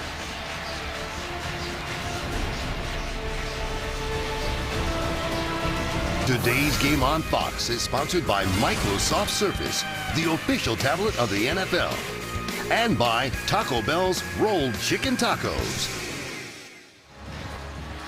Mike Zimmer really upset on that sideline, Troy. Yeah, I guess after the 3rd down play, he was wanting a measurement, which he did not get, and then he apparently was trying to call a timeout before the 4th down snap, and none of the officials saw him trying to get the timeout called there. So a couple things kind of got his ire, and he's letting those officials know about it. So on 1st down from their own 5-yard line, the Eagles with the football. Daniil Hunter on the stop, a gain of less than a yard. You know, a lot of times on 3rd down like that, even though you know you didn't pick up the 1st down, you ask for a measurement to buy yourself some time to just get regrouped as an offense without having to burn a timeout. You know, that might have been why he was wanting a measurement there after that 3rd down play to kind of, you know, collectively decide what they wanted to do on 4th. But hey, this defense for Minnesota, they've scored 2 defensive touchdowns already this year, and the way this game's going, they're going to need to score another one if they're going to get back in it. Jason Peters not in the game right now. They brought in Matt Tobin at left tackle.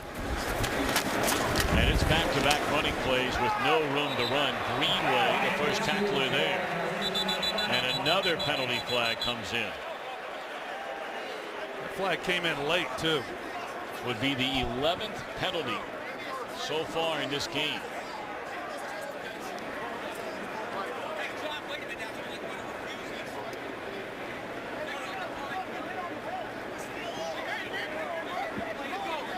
On the previous play, number 64 reported as eligible. On this play, he then went to an ineligible position and was covered up. As a result, that's an illegal formation penalty. That penalty is declined. 3rd down. And that's precisely the guy we were talking about replacing Jason Peters. That was Matt Tobin who came in the game, number 64.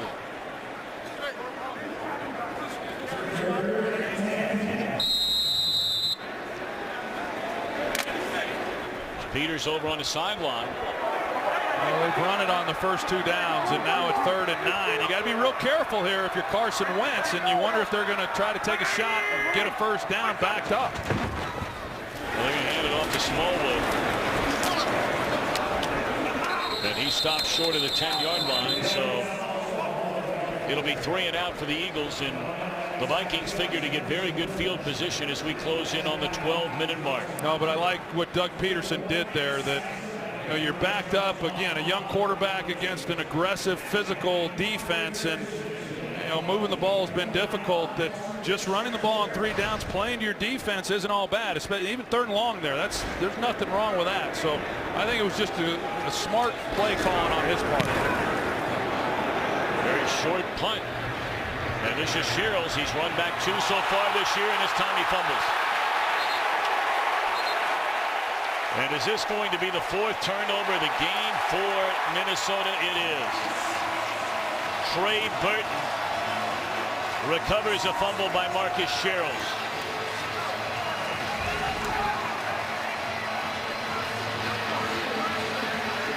Never had a handle. He was indecisive at first as to whether or not he was actually going to field the ball, and that indecision led to him not being able to secure it properly. Initially, I think he was going to let it bounce, but when it got such a favorable bounce, he went and got it. But it's just another costly mistake. I mean, it's just, there's penalty, there's all kinds of stuff that's happening in this game for both teams. But you look at the way that Mike Zimmer's team has played in this one, particularly on offense, now on special teams. Hard to believe they were 5-0 coming into it. This has not been a well-played game on their part. Minnesota's had the ball 3 times inside the Eagles' red zone and not come away with a single point. Darren Sproles still on his feet. Inside the 35, down to the 34-yard line for Darren Sproles. Well, Jason Kelsey, he does an excellent job, and he's the one who actually is able to spring Sproles. It looked like he made a block on Kendricks, but Kelsey's able to get to the next level, and also some missed tackles, and you just don't see those kinds of things against this Vikings defense. Kill it!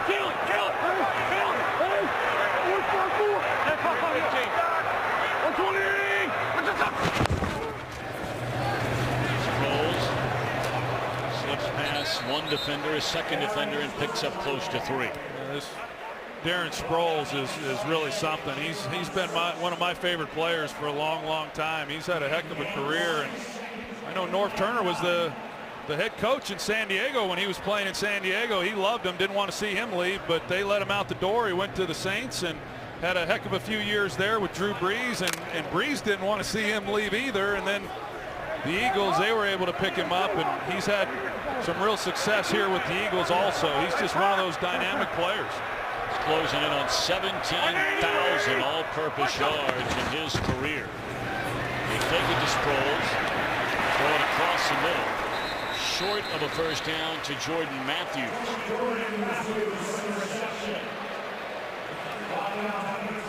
Well, right now with 3rd and 4, and yeah, you want to pick up a first down, and you want to continue to possess the ball and take time off this clock, but 3 points is big right now in this ball game. If they're able to make it a 21-3 game and extend it to a 3-possession game, Carson Wentz has to know that and be smart with what he's doing here, because they're well within field goal range. Wentz 14 of 25, 123 yards. Lays it off for Sproles, and he'll get there. Very close. Let's see where they spot it. Right at the marker. The 22-yard line. They may have to measure this. It's that close. It is a first down. Eric Kendricks, the linebacker, he's man for man on Sproles, and you're going to see that he has to try to get out there and then make a play and keep him from picking up the first down. And it looks like it's a first down to me. And then the blocking on the outside, which Vikings trying to come off it, but it was one-on-one with Kendricks, and Sproles wins the battle. Well, now you're down to the 22. Huff out of the backfield, spins out of a tackle, and close to another first down. Needed to get to the 12-yard line. They're wrestling for that football down there, but Huff still has it. It is a first down to the 11. It's hard to believe it was only 8 years ago that Doug Peterson was a high school coach at Calvary Baptist Academy in Shreveport, Louisiana. That's hard to believe now, Doctor. That is 8 years ago. Yeah, he had a a nice extension. And then after those years there, and as the head coach in high school, he hooks up with Andy Reid, and then he goes with him to Kansas City. And now he's the head coach, and he's done a nice job here in the early part of this year. Second down. You know, Doug Peterson last year, he started calling plays in the second half of the season in the second half of games. Andy Reid would let him call the games, and he got some experience of doing that. And when he became the head coach, he wanted to continue to do it. And you know, and you see him there as he's looking at his call sheet. And as a guy who played in this league and understands the quarterback position, he was with Favre there in Green Bay as well. He was in Philadelphia when McNabb came in as a rookie. I think he's the right guy to help bring Carson Wentz along. 20! What's up? Oh! Hey! 120! What's this up? Wentz. Oh, boy. Nowhere close to the intended receiver, Aguilar. You know, I want to ask you about that, Troy. You know, you look at the top two quarterback drafts, and this isn't any indictment in any way, shape, or form on what's going on with Jeff Fisher, but he's a defensive guy. They took Jared Goff #1 in the draft, right? They have a former defensive coordinator who's now on the offensive side of the ball with the Rams, as opposed to here in Philadelphia where you've got a former NFL quarterback that can help a young quarterback. Does that make a big difference? I think if you're going to draft a guy that high and put that much stock in a quarterback, you better at least have somebody very qualified coaching him up. Of course, Frank Reich also. That one is very close to the 2-yard line on the carry by Sproles. They needed to get just beyond the 1 to get a first down. Well, well, well. 4th down. Do you go ahead and make it a 3-possession game? Absolutely. Yeah, this isn't even a decision. Yep. You know, you go back to the end of the first half. I mean, Doug Peterson, it surprised me. I mean, him going for it there on 4th down, you know, that was a gutsy call. I mean, if he doesn't make it, and then you're giving the ball, you know, not quite at midfield, but 40-yard line or whatever it was excellent field position. You give the ball to Minnesota with 3 timeouts. They made it. They get 3 points out of that drive, and done a nice job of this game. Sturgis right down the middle. And now a 3-possession game with 6:09 to go. Philly trying to hand the Vikings their first loss of the year.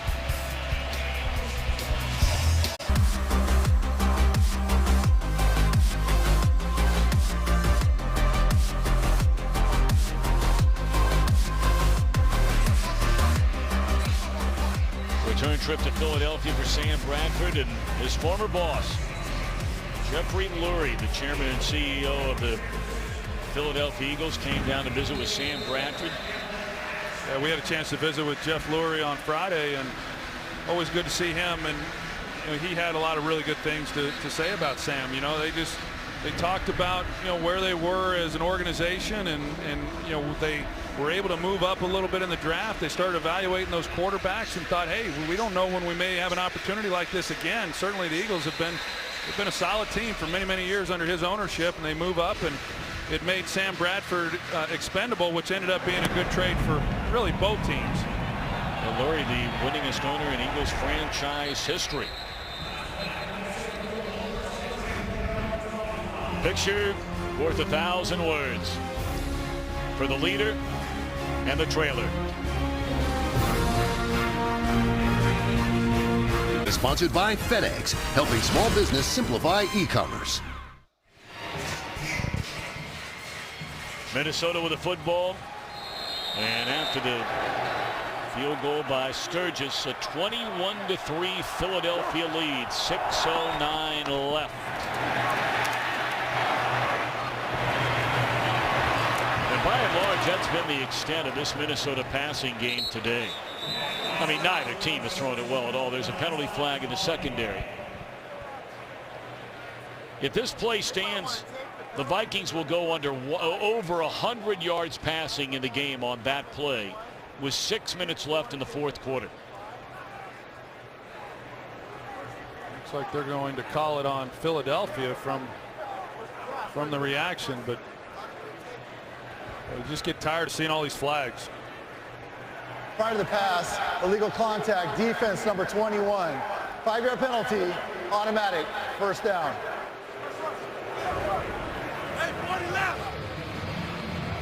Leotis McKelvin, there's contact, not much, but it's enough to draw the flag. I think, you know, sometimes there's penalties, you got to call the penalties, but sometimes they're nothing, and it, you know, you could literally throw a flag on every down if you wanted to, and too often this year these officials have done that. Rudolph up to the 40-yard line and a first down. Clock under 6 to go. 5:40 and rolling. Yeah, the Vikings really aren't in too big of a rush. You know, guys still kind of walking around a little bit.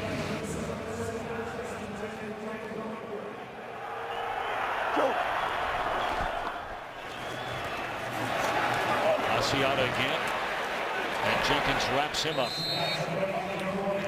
A wild finish going on in the Motor City. How about it, Carissa Thompson? Ooh, this is a good one. Redskins were down 3 with just over a minute left. Kirk Cousins with the zone read has his team up, but how about this? 22 seconds left. Matt Stafford finds Anquan Bolden. Matt Stafford, if the score holds up, now has 24 game-winning drives in the fourth quarter or overtime. He's done it 4 times this year. The score is 20-17 with 14 seconds left. Tom? No, you never know. Carissa, thank you very much. That would send the Lions to a 4-3 record. It looks like this is going to be a loss for Minnesota. I mean, I know we still have 4:56 to go, but well, it will be if they keep throwing 6-yard passes. You know, I mean, the Eagles will give that up the rest of this game. I mean, at some point, Sam Bradford, you got to throw something down the field. Otherwise, you might as well just be running the ball. You're going to run out of time. Well, there it is. There's a little, 3-yard pass attempt that would have been a first down. So it brings up 4th down and 3. Mike Zimmer's team would slip to 5-1. Green Bay picked up its 4th win against 2 losses on Thursday against Chicago.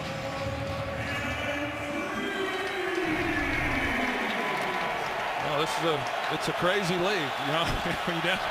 From one week to the next, you know, you just don't know.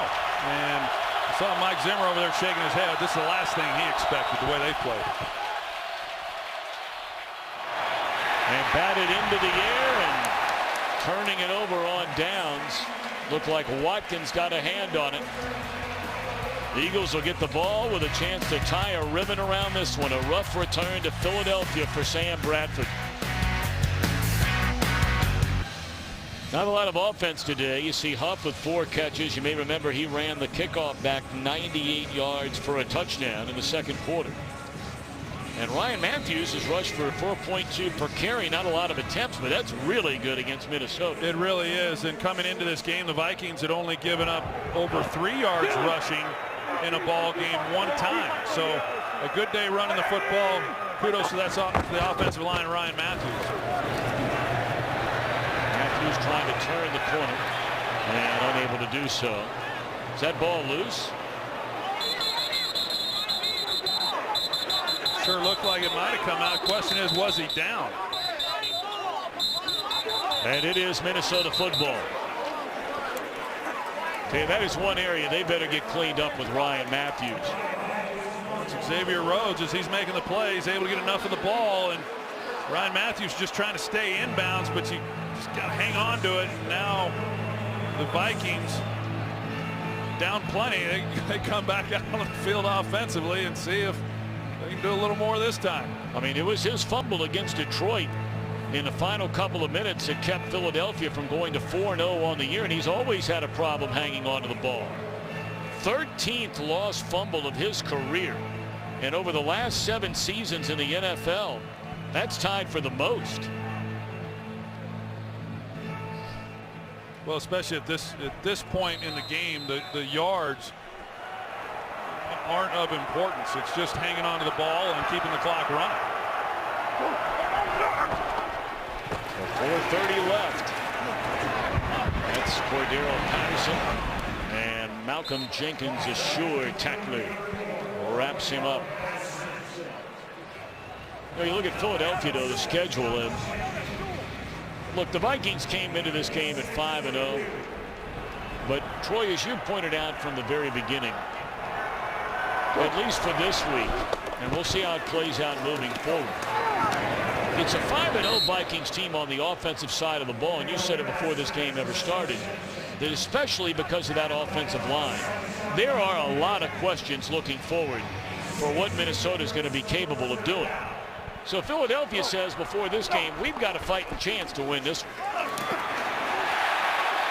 No one batted away, but you look at the next 6 opponents will actually include Minnesota here today.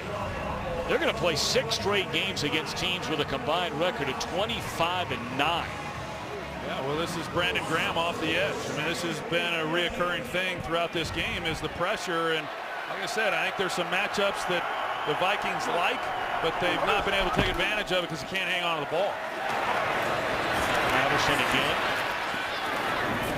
I mean, right now, these yards, this is going to help statistically, but this is not impressive to me. Throwing these checkdowns and short crossing routes. And defense number 90. That penalty is declined. Result of the play, first down. Let's take a look at Philadelphia. We talked about their schedule. Take a look at the teams they'll be playing in the next month. We got an unbeaten Minnesota team today. Team that's probably been the best in the conference, Dallas, on the road. Giants on the road. Atlanta, a division leader, and Seattle. That is an incompleted pass. Well, on this one, I'll tell you, Sam's got to be a little more aggressive in the pocket and hang on to the ball. You've been getting it knocked out of your hand throughout this game, and step up and have a little urgency back there as well. But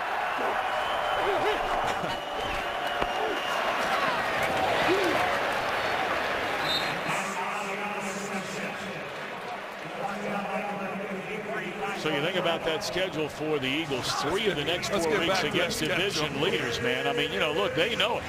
But look, I don't think anybody, as you brought up earlier, thought the Eagles were going to start the year 3-0 the way they did, especially with that 3rd game, an emphatic win against the Steelers. Throwing down the corner, catch made inside the 10, a first down to Thielen. Well, look, there were question marks about this Eagles team coming into this game. I think there's still question marks, but they beat a team that was 5-0, and they're challenged. The Vikings are, as we said, offensively, but yet they're able to win. We're going to find out a lot more about this Eagles defense and how they hold up against the run after giving up so much to Washington when they face the Dallas Cowboys. They got a guy named Ezekiel Elliott on that team. Game on Fox is sponsored by State Farm, here to help life go right. 2-minute warning, 1st and goal. The Vikings have had the ball inside the red zone 3 times. This is a 4th. They've not scored a single point in the game. Flag down again, incomplete.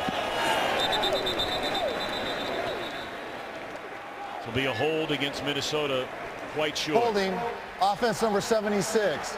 10-yard penalty, first down. It's Alex Boone.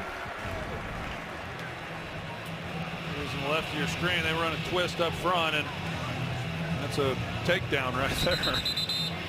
Alex Boone, one of those guys that they brought in along with Andre Smith to help try to shore up that offensive line coming into the season. Smith goes down a couple weeks ago, and Alex Boone's been battling a bit of a hip injury as we take a look at what they have ahead of them. And they're in a not so good division right now with Chicago and Detroit. Detroit coming away with the win today with the late touchdown by Stafford, but they'll have to regroup for Mike Zimmer and come out and see what they can get going next week. Well, look, right now, because of this drive, 249 yards. That's unsportsmanlike conduct, which backs them up. They were inside the 10-yard line. Now they're all the way at the 32. Asiata again. He's having a career day.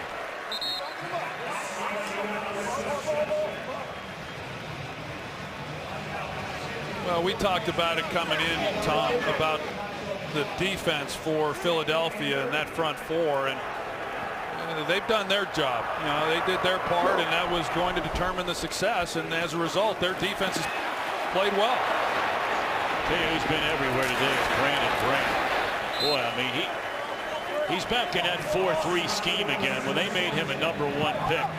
Then they went to 3-4, and here's Graham on Bradford again. Yeah, Bradford comes up hobbling a little bit. He takes a hit at the end of end of that play. But you're right, Brandon Graham has been back there, and I don't think anyone was happier about Jim Schwartz coming in and then going from the 3-4 back into the 4-3 defense. He's been back there visiting Sam Bradford on every pass play. Minnesota. He's had a heck of a This day. will be a 30-second timeout.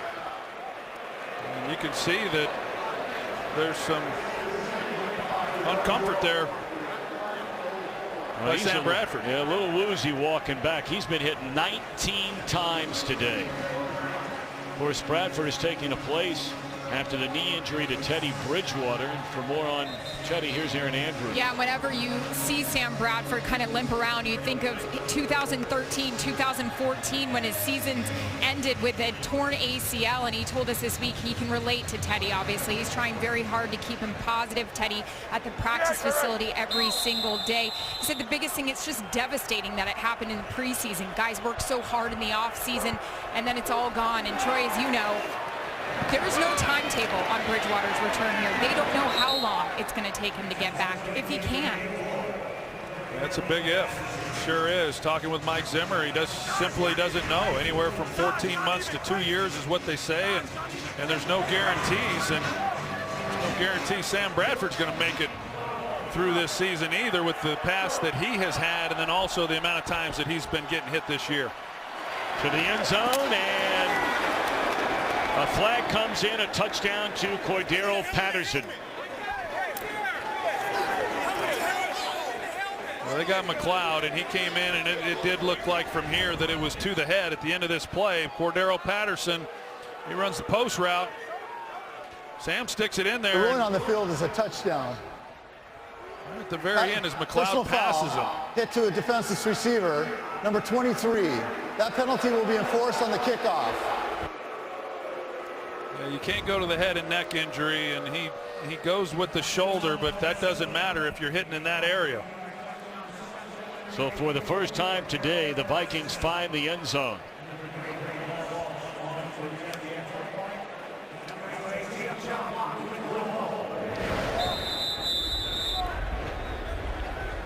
We are 34 seconds away from the Minnesota Vikings being handed their first loss of this 2016 season on their fourth trip inside the red zone. They just scored their first touchdown of the game. 5 straight possessions. We had 5 turnovers by the two teams in the first quarter. Huff ran back a kickoff 98 yards for a touchdown, the only score in the first half. Second half, Green Beckham found the end zone on a 4th down and less than a yard. Minnesota denied the first down. Each team has turned it over 4 times in a game today. It's been a very sloppy game. And Minnesota, for the first time all year long, allows more than 16 points in a game. In fact, you got to go back a handful of games last year since they've given up this many points in a game. Well, you're Mike Zimmer, you're saying, man, how do we get 4 takeaways and lose a football game? And as you said, it's because their own offense turned it over 4 times as well. And this team is as good as they are defensively. They're so challenged on offense that they can't afford to turn the ball over. That's why they got off to a 5-0 start, because they were so opportunistic defensively. They played good, smart offense, protecting the football, and man, they let it get away from them this afternoon.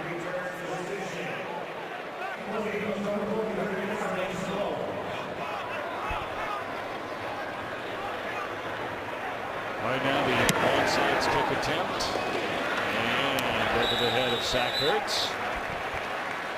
Philadelphia will be able to end this one. Fox Sports Supports is proud to team up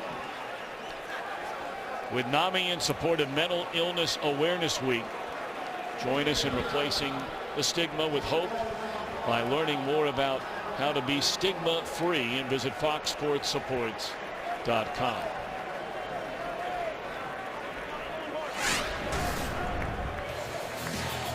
Pressure all day today on Sam Bradford. Hit nearly 20 times in this game. They were coming from all over. I mean, Sam Bradford's going to see green in his sleep. They were coming on the outside with Brandon Graham, Connor Barwin. We saw McLeod get there. Saw a lot of different guys. And Everybody calm down, all right?